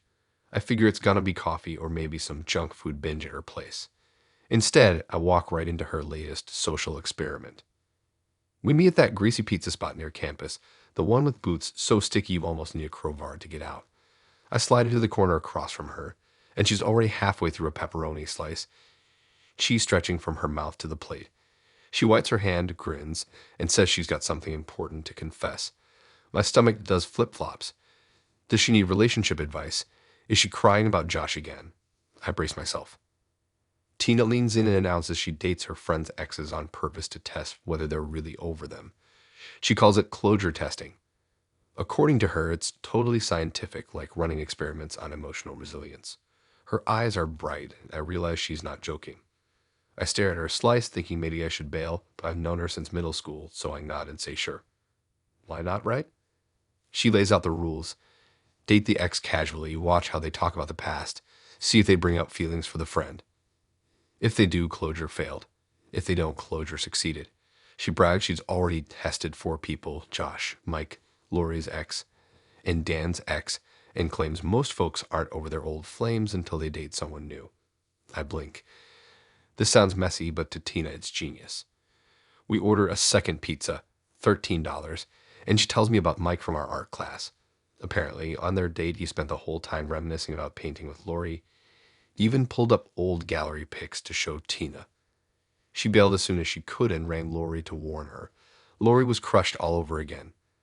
Tina calls it a failure, like definitely wasn't over her. I chew my slice, trying not to judge.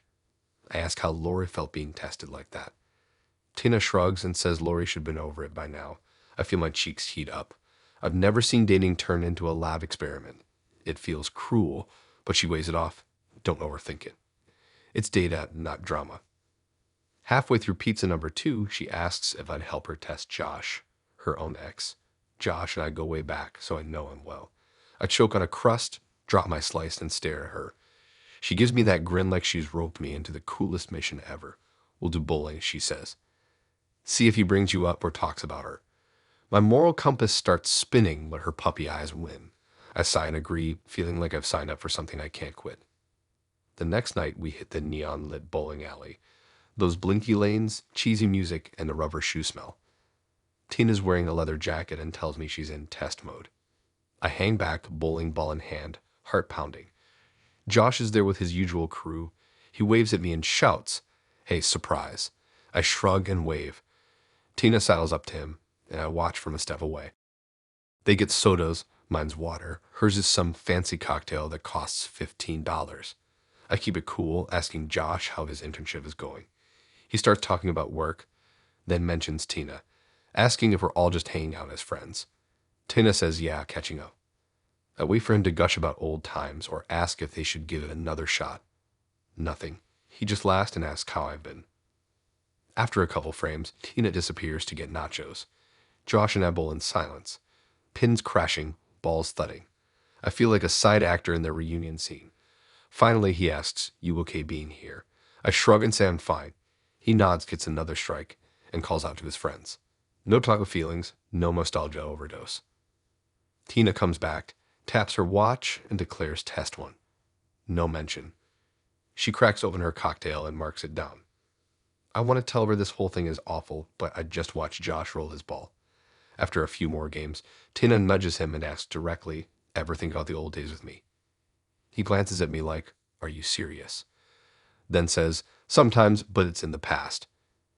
Tina calls that a mild reference and smirks. Test 2, mixed result. I feel gross, like I helped stage a reality show. When we leave, Tina's thrilled by her data a mixed bag, she says. She'll send Lori a summary. I ride shotgun as she drives me home, the radio playing some heartbreak anthem. Tina hums along and thanks me for helping. I nod, staring at the window at the city lights streaking by. When she drops me off, she mentions she's planning a test with Dan's ex next week. I breathe out and tell her flat out I'm done after Josh. Tina raises an eyebrow but doesn't push.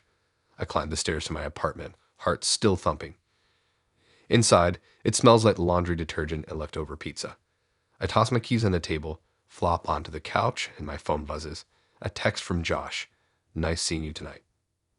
I stare at it, thumb hovering over reply. I think about Tina's scheme and realize I'm done being part of her experiments. I delete the message and switch off my phone. I don't craft some big speech or vow to stop dating friends' exes forever. I just know I need a break from tests and lab reports about feelings.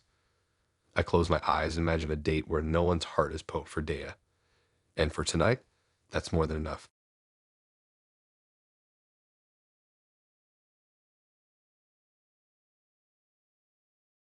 It's Friday night. I'm in my favorite sweatshirt. Seriously, it's so worn it's almost threadbare. Hair pulled into a messy ponytail because my flat iron crapped out. And I'm clutching a to-go cup of iced chai from the corner bodega. I was planning to veg out with some sketching a horror flick, but my phone buzzed. A band wants to meet up at that bistro on Elm. I'd read about it online, tiny place with garlic knots and fairy lights strung from the ceiling, so I figured why not could be fun. Instead, I ended up in the wildest first date confession I've ever heard. I push through the door and the bistro smells like melting cheese and roasted peppers. Aban's already in the back, loafing in a booth, fiddling with his phone. He looks up, flashes a nervous grin, and waves me over. I slide across from him, set my cup on the table, and order some water, just water, because I'm feeling extra thirsty after Viking over. When the waitress walks away, Aban leans forward, lowers his voice, and says, I once dated someone from a prison pen pal program. Best connection I'd ever had. My eyebrows shoot up. I tap my water glass like, did I hear that right? He nods, running a hand through his hair. He starts telling me about this woman he met, named Redacted, of course, through a volunteer group that matches inmates with pen pals on the outside. He sent her a handwritten letter first, talked about his favorite cartoons, his dog, how he messes up oat milk lattes.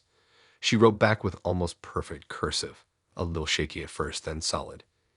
He says it felt like opening a present each time. I lean back, sipping my water, and he's already flipping through his mental scrapbook. He tells me they exchanged letters for months, 40 pages from him, 50 from her, and it was wild because there's no instant messaging, no filters, no profile pics. Just real paper and all the typos and smudges you'd expect. He described reading her late at night, flashlight under his blanket so his roommate didn't hear the rustling. I can't help grinning at the image. So what drew you in? I ask. He shrugs. Honesty, he says. No bullshit. She'd be like, I'm scared they'll tear up this letter and throw it away, or I hate it here, the walls are closing in. That kind of raw talk. You don't get that on Tinder. He taps the table to punctuate Tinder, and I chuckle because it's so true. The waitress drops off our waters and some breadsticks. No charge, she says. Someone canceled and they didn't want the prepped extras to go to waste. Breadsticks on the house. I mean score. Aban thanks her and then says the craziest part. When she got up, he flew across the country to meet her. He shows me a photo on his phone, her outside the gates, wearing a hoodie 2 sizes too big and holding a paper cup of coffee like a lifeline. He says he nearly started crying when he saw her face in real life. I feel my chest tighten.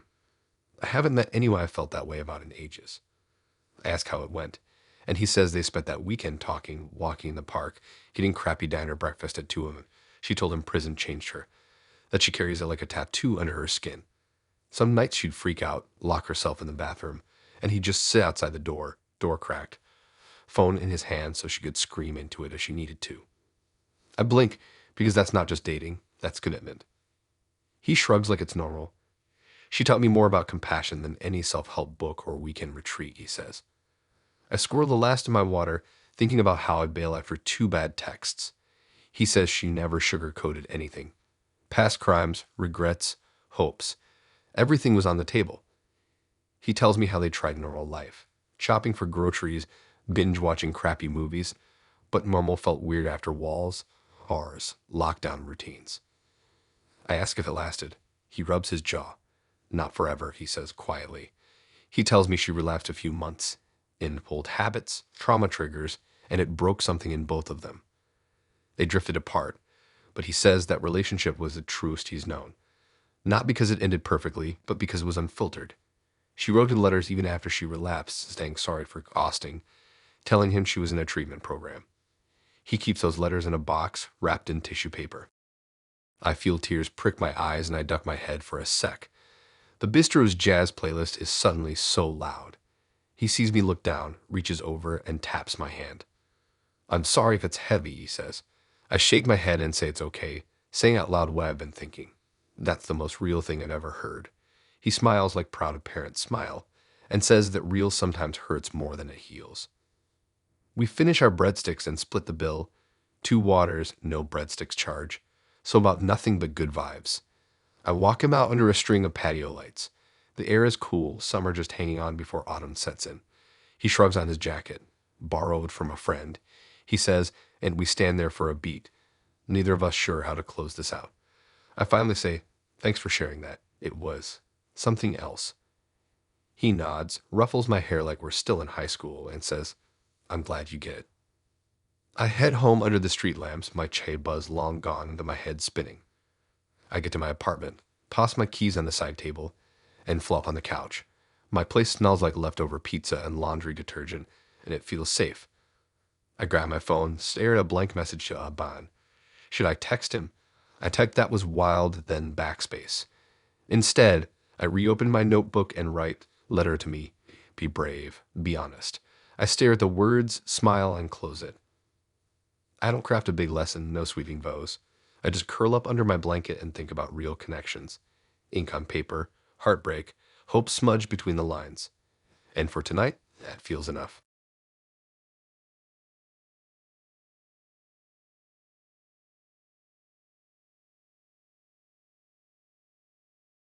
I'm that person who jumps into a rideshare without a second thought, thinking it's just a quick lift to a date. That night, I throw on my favorite hoodie, jeans patched up by yours truly, and dragged my hair into a messy bun because I left the house late. My plan was to catch Mark's ride downtown, then meet Emma at the art walk by the mural she loved. I figured I'd have time to scroll through my phone, check out the new graffiti, maybe grab a latte if the line wasn't too long. Instead, I wound up in the weirdest, creepiest car ride of my life. I slid into the back seat and slapped the seatbelt into place. The air freshener dangled overhead, pine-scented and a little too strong. Mark's name blinked on my screen, matching the driver tag. I passed a quick glance at him in the mirror, tall, hoodie, eyes fixed on the road. He nodded like we'd already met. I pulled out my phone to text Emma, but before I could type a letter, Mark said my name. Not good evening, not hello, just my name in a flat voice. My throat closed up. The GPS blinked left, then right, steering us away from the bright Merle zone. I watched familiar streets dissolve into sketchy alleys lined with boarded-up shops and dumpsters. I tried to text Emma again. No reply. I called her. Voicemail. My stomach knotted. I leaned forward, peeking out the front windshield. Streetlights flickered in puddles from earlier rain. This didn't feel like downtown anymore. The road curved sharply, leading into a tangle of side streets I'd never seen. Mark's fingers drummed on the wheel like he was waiting for me to ask something. I stared at the door lock icon lit up on the console. It ticked on locked. I tugged at the handle. Nothing. My breath caught. I thought of every true crime episode I'd ever streamed. I imagined headlines. Local rider disappears in downtown rideshare. I tapped the unlock button, hit it again. The icon stayed stubbornly lit. The car hummed as Mark navigated past a flickering neon sign that spelled out just one letter, R. I reached for my phone again, trying to call my roommate for help, but the screen froze. I yanked it out of its case and shook it like that would fix it. I wrestled with the glass until it blinked back to life. No signal. My heartbeat pounded so hard I could feel it in my earlobes. I remembered my friend's warning, always trust your gut. My gut was screaming run. The car slowed to a crawl under a single street lamp, its light sputtering like it might die any second. Mark's foot hovered over the brake. I squeezed my eyes shut for a second, then cracked them open. I told myself I was being paranoid, that maybe the GPS glitched, but why lock the doors? Why skip the art walk? And why call me by name I hadn't spoken yet? I unbuckled the seatbelt and twisted around, fumbling with the locks again. My hands shook so badly I thought I might break something. Mark glanced at me in the mirror, eyebrow raised, then turned back to the road. My jaw clicked. I yanked on the handle again. It popped open. I scooted out into the wet night air before he could lock it again.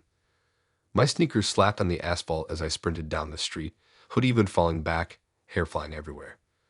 I didn't know where I was, but I knew I wasn't staying. I looked back and saw Mark's headlights inch forward, then stop. I sprinted through a narrow gap between two buildings and burst onto a main road. My lungs burned, my legs burned. I kept going until I saw a corner deli with lights on and a guy restocking shelves. I pounded on the door until he cracked it open. I shoved my soaked hoodie aside and gasped out the story. He yanked the door wide, grabbed his phone, and dialed the cops while I leaned against the glass, chest heaving.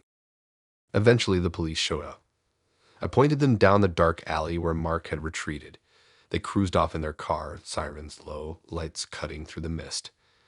The deli guide wrapped me in a warm paper cup of coffee, no charge, and I hugged it like it was a life raft. My phone buzzed. Emma texted, "Where are you?" I typed back, "Safe now, story later." I didn't have energy to explain everything in text. I just needed warmth and solid ground. The next morning, the art walk was full of laughter and painters selling prints. I stood by the yellow mural, hoodie on again, but zipped up tight. Hair fixed this time. Emma showed up with a latte and asked if I saw the new work on 5th Street. I nodded, sipping coffee, telling her I'd been forced to reroute through somewhere unplanned. I didn't go into details. I just said I got lost and ended up in the wrong part of town. She didn't probe.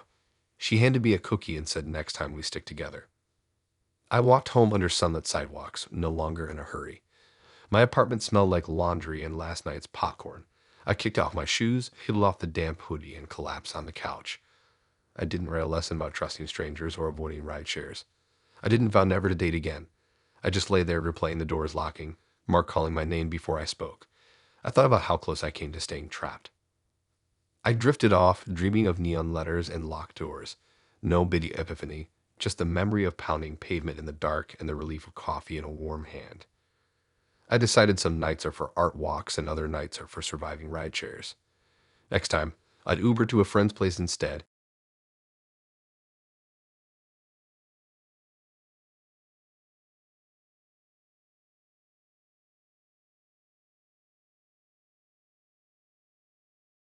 I rolled up to that little bistro on Elm Street thinking I'd get a chill dinner with Emily.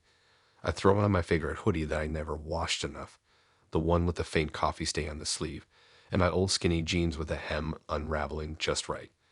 My hair was half dried and half wet from stepping out into a light drizzle, so I tied it into a sloppy bun. I'd read online that Table 13 was this secret nook where dates happened away from prying eyes. I pictured fuzzy lights, good conversation, maybe some garlic knots. I never imagined I'd end up in a silent booth with no one to serve us. The bell over the door jingled when I walked in. The place smelled like melted cheese and rosemary. I spotted Emily sitting alone in that massive corner booth. The walls around us were made of dark wood, and a single Edison bulb cast a warm pool of light on the brass plaque stamped with the number 13. I slid in opposite her and saw a menu nowhere in sight. There wasn't a single person behind the counter. The tables by the window sat empty, plates still stacked and candles unlit. It felt like I had entered a restaurant at closing time, except the lights were fully on. I tapped my pockets for my phone, but left it on the table next to me. I figured Emily might tell me what was up.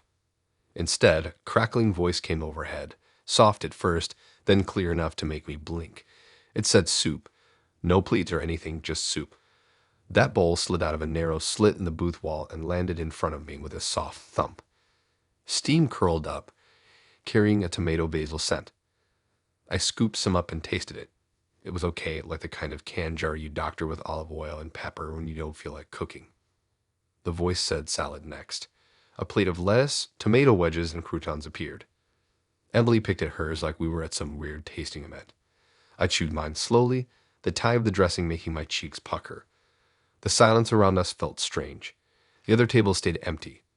No clink of glasses, no waiter clearing crumbs, just us and that hidden speaker. I watched shadows shift under the booth's edge as if someone walked behind the paneling. Then the voice called bread. A basket slid across, filled with soft rolls.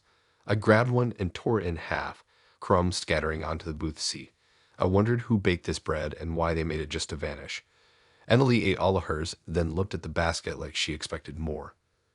I reached in for a second roll, my stomach rumbling, even though everything felt off. The next course was the main plate. A piece of chicken roasted with herbs landed gently beside roasted potatoes and steamed veggies. It smelled like home cooking. My fork sank through the tender meat. I took a bite, closed my eyes, and tried to focus on the flavors instead of the silence. The chicken was juicy and seasoned well, but I felt guilty for enjoying it when no one served it face to face.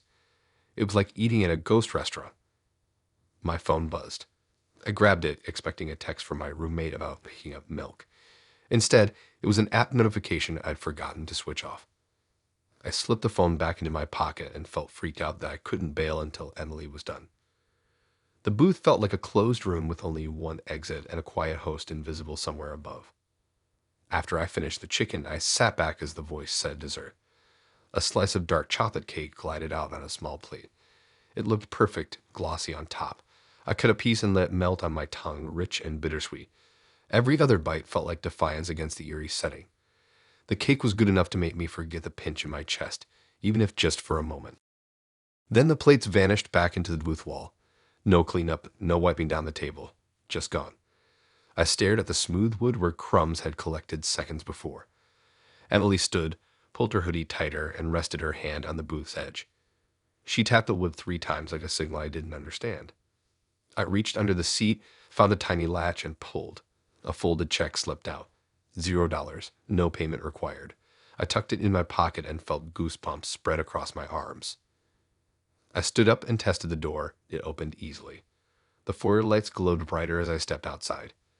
Elm Street was alive again. People chatting, cars rolling by, neon signs buzzing. The jingle of the door behind me sounded too loud. I took a deep breath of damp night air, zipped up my hoodie, and started walking home without looking back. I didn't text Emily. I didn't share the story. I just walked step after step, thinking about a meal served by Whisper and Circuit and a date who vanished into the hush. I got back to my apartment, peeled off my hoodie, and tossed it on the couch. The place smelled like laundry soap and leftover popcorn. I grabbed my phone, scrolled through socials without much focus, then set it face down. I flopped onto my bed, head spinning with images of sliding panels and disembodied instructions. No big lesson, no declaration to avoid private booths, just a quiet boom of unfamiliar food delivered in the dark. I closed my eyes and drifted off, the memory of that solo supper tucked into my dreams.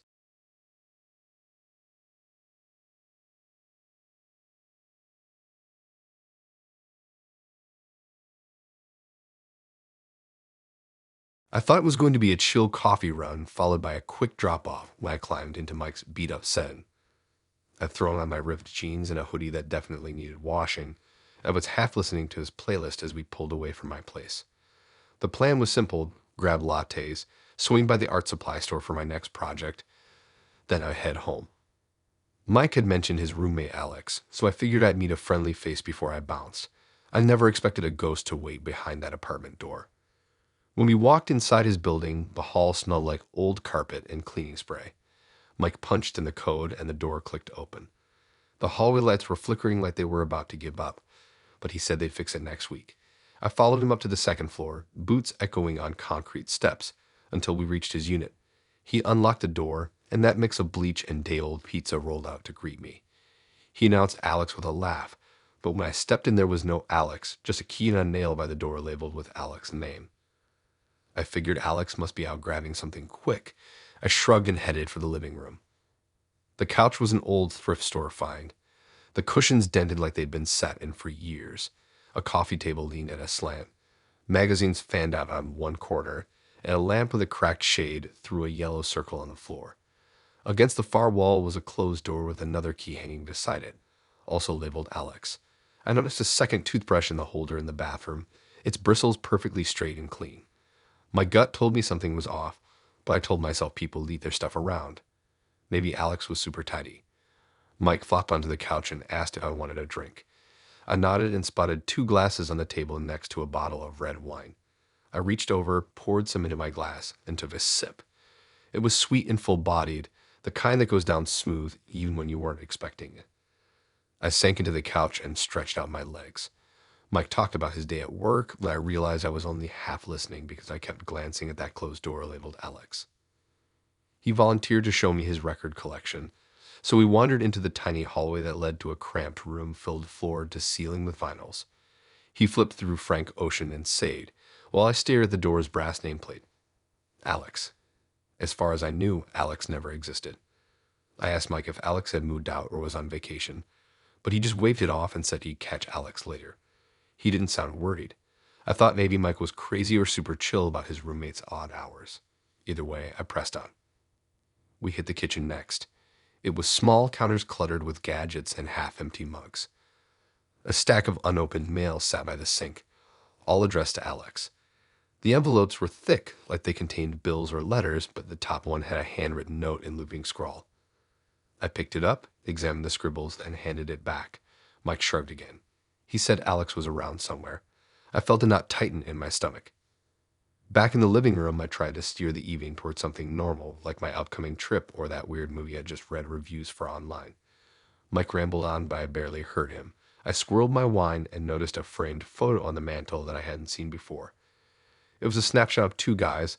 One looked exactly like Mike. The other I assumed was Alex, both smiling by a lake. The photo was dated last summer. The guy next to Mike had dark hair and glasses, leaning close like they were vest buds. I studied the photo for a long moment and realized the guy next to Mike was slumped over, as if he'd been leaning but then suddenly fell. His eyes were half closed, and his posture looked strangely limp. I rubbed my eyes.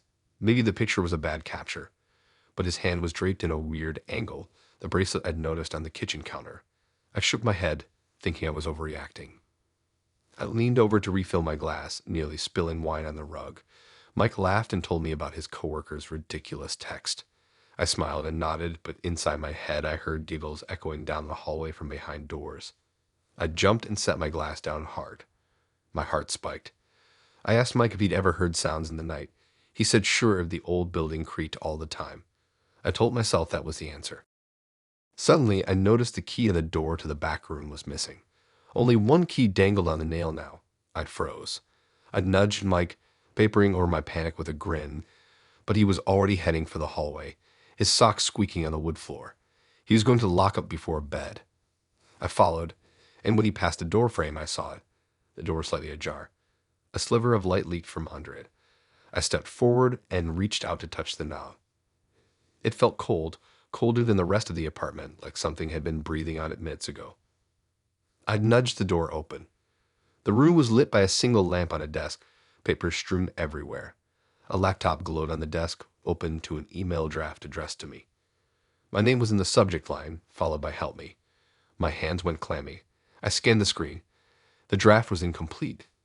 It talked about being trapped, not sure where the sender was, asking for a text after I left. I swiveled to find the sender. The name on the screen was Alex. I stumbled back and slammed the door. Mike jumped at the sound. I told him there was a message on his computer from Alex, but he just shook his head and said he never used that laptop. He said I must have opened the wrong room. I swallowed and said I'd brought the mail for Alex. He scanned the envelopes and his face went blank for a second. He asked why I had them. I stuttered something about curiosity, then defended myself, saying I was just bored. He grabbed the mail out of my hand and stormed down the hallway, checking each window as if someone might have slipped out. I followed heart in my throat until he realized the windows were locked from the inside. He closed the mail cabinet and put the letters away, but the note in my pocket still burned against my thigh. I slipped it into my jeans and said I better head home, but Mike insisted I stay for midnight snacks. I shook my head and grabbed my bag. In the elevator, I felt the walls press close. The fluorescent light overhead buzzed. I texted my roommate. I might be a bit late, weird night. She replied minutes later asking if I was okay. I typed that explained tomorrow, then deleted it. I needed air. Outside, the night was silent except for distant traffic. I breathed deep, trying to pull my brain back to normal. I didn't want to think about Alex trapped inside that apartment.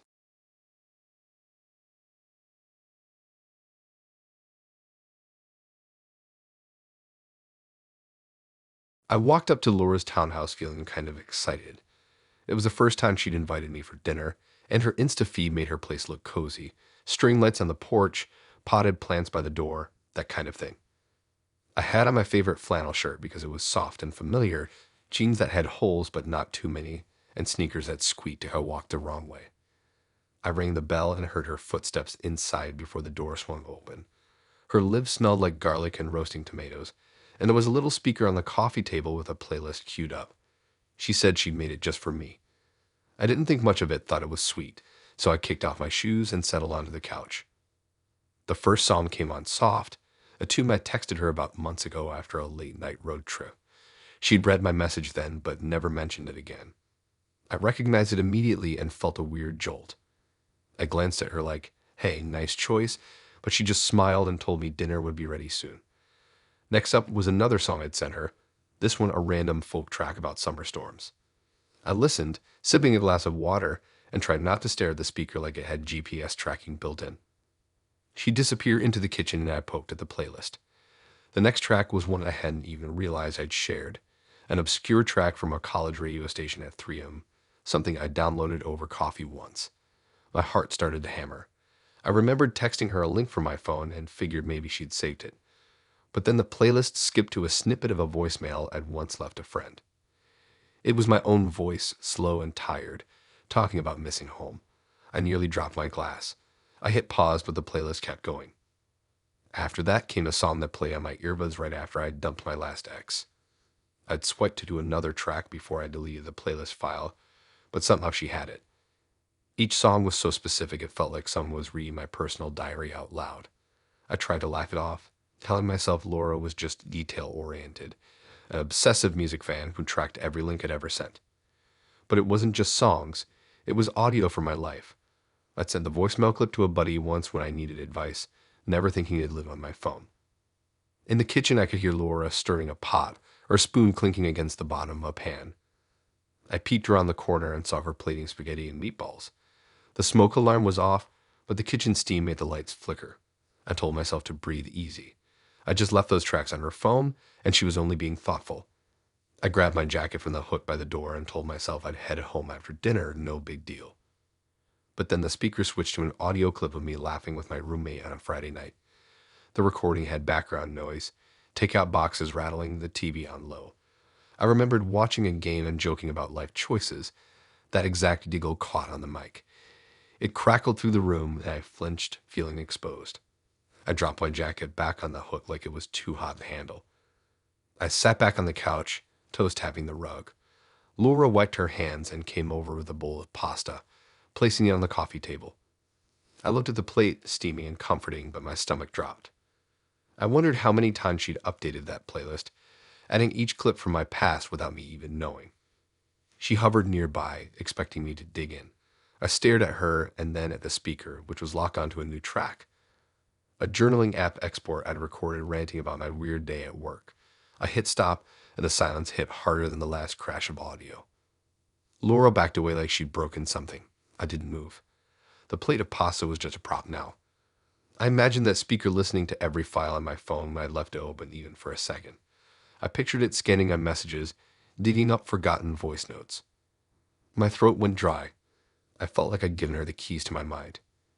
She turned and said something I couldn't hear, then vanished back into the kitchen. I sat alone, breathing shallow, listening for footsteps. The playlist switched off altogether. The room felt huge and empty, just lights and shadows, and that plate of pasta now growing cold. I wondered what had started as a cute gesture had become something else entirely. I picked up my phone and scrolled through messages, half expecting to see a link to the playlist. Nothing. No text from Laura after the invitation. It was like the playlist was a secret between her device and mine. I searched my own files, trying to find where I'd saved those recordings. Some were buried, some I deleted long ago. I tapped the speaker icon in my phone's audio settings and found a list of shared files. My recordings were there, every single one linked in a folder labeled with her name. That was when I realized she'd sensed her phone to mine, probably through Bluetooth when I walked in. I did the math. When I'd pressed play on my playlist in the car, when I'd shown her a snippet on my screen, each time she hit save. I felt violated, like someone had rummaged through my diary while I slept. I knew she wasn't a criminal mastermind. She just loved collecting weird audio, and had offered it up without second thought. I stood up and walked to the door, the pasta abandoned on the table. Laura came around the corner, face pale, like she'd been caught misbehaving. I told her I needed fresh air and stepped outside onto the porch. The night air was cool, carrying the sound of distant traffic and a dog barking somewhere. I took a deep breath. The string lights above me blinked gently. I didn't call her back. I didn't demand explanations. I grabbed my jacket and keys and walked away, leaving the porch lights swinging behind me. The sidewalk felt solid under my feet, real in a way her apartment never had been. My phone stayed in my pocket, audio files intact. I didn't bother deleting anything. I just wanted distance from that speaker and the way it knew me better than anyone should.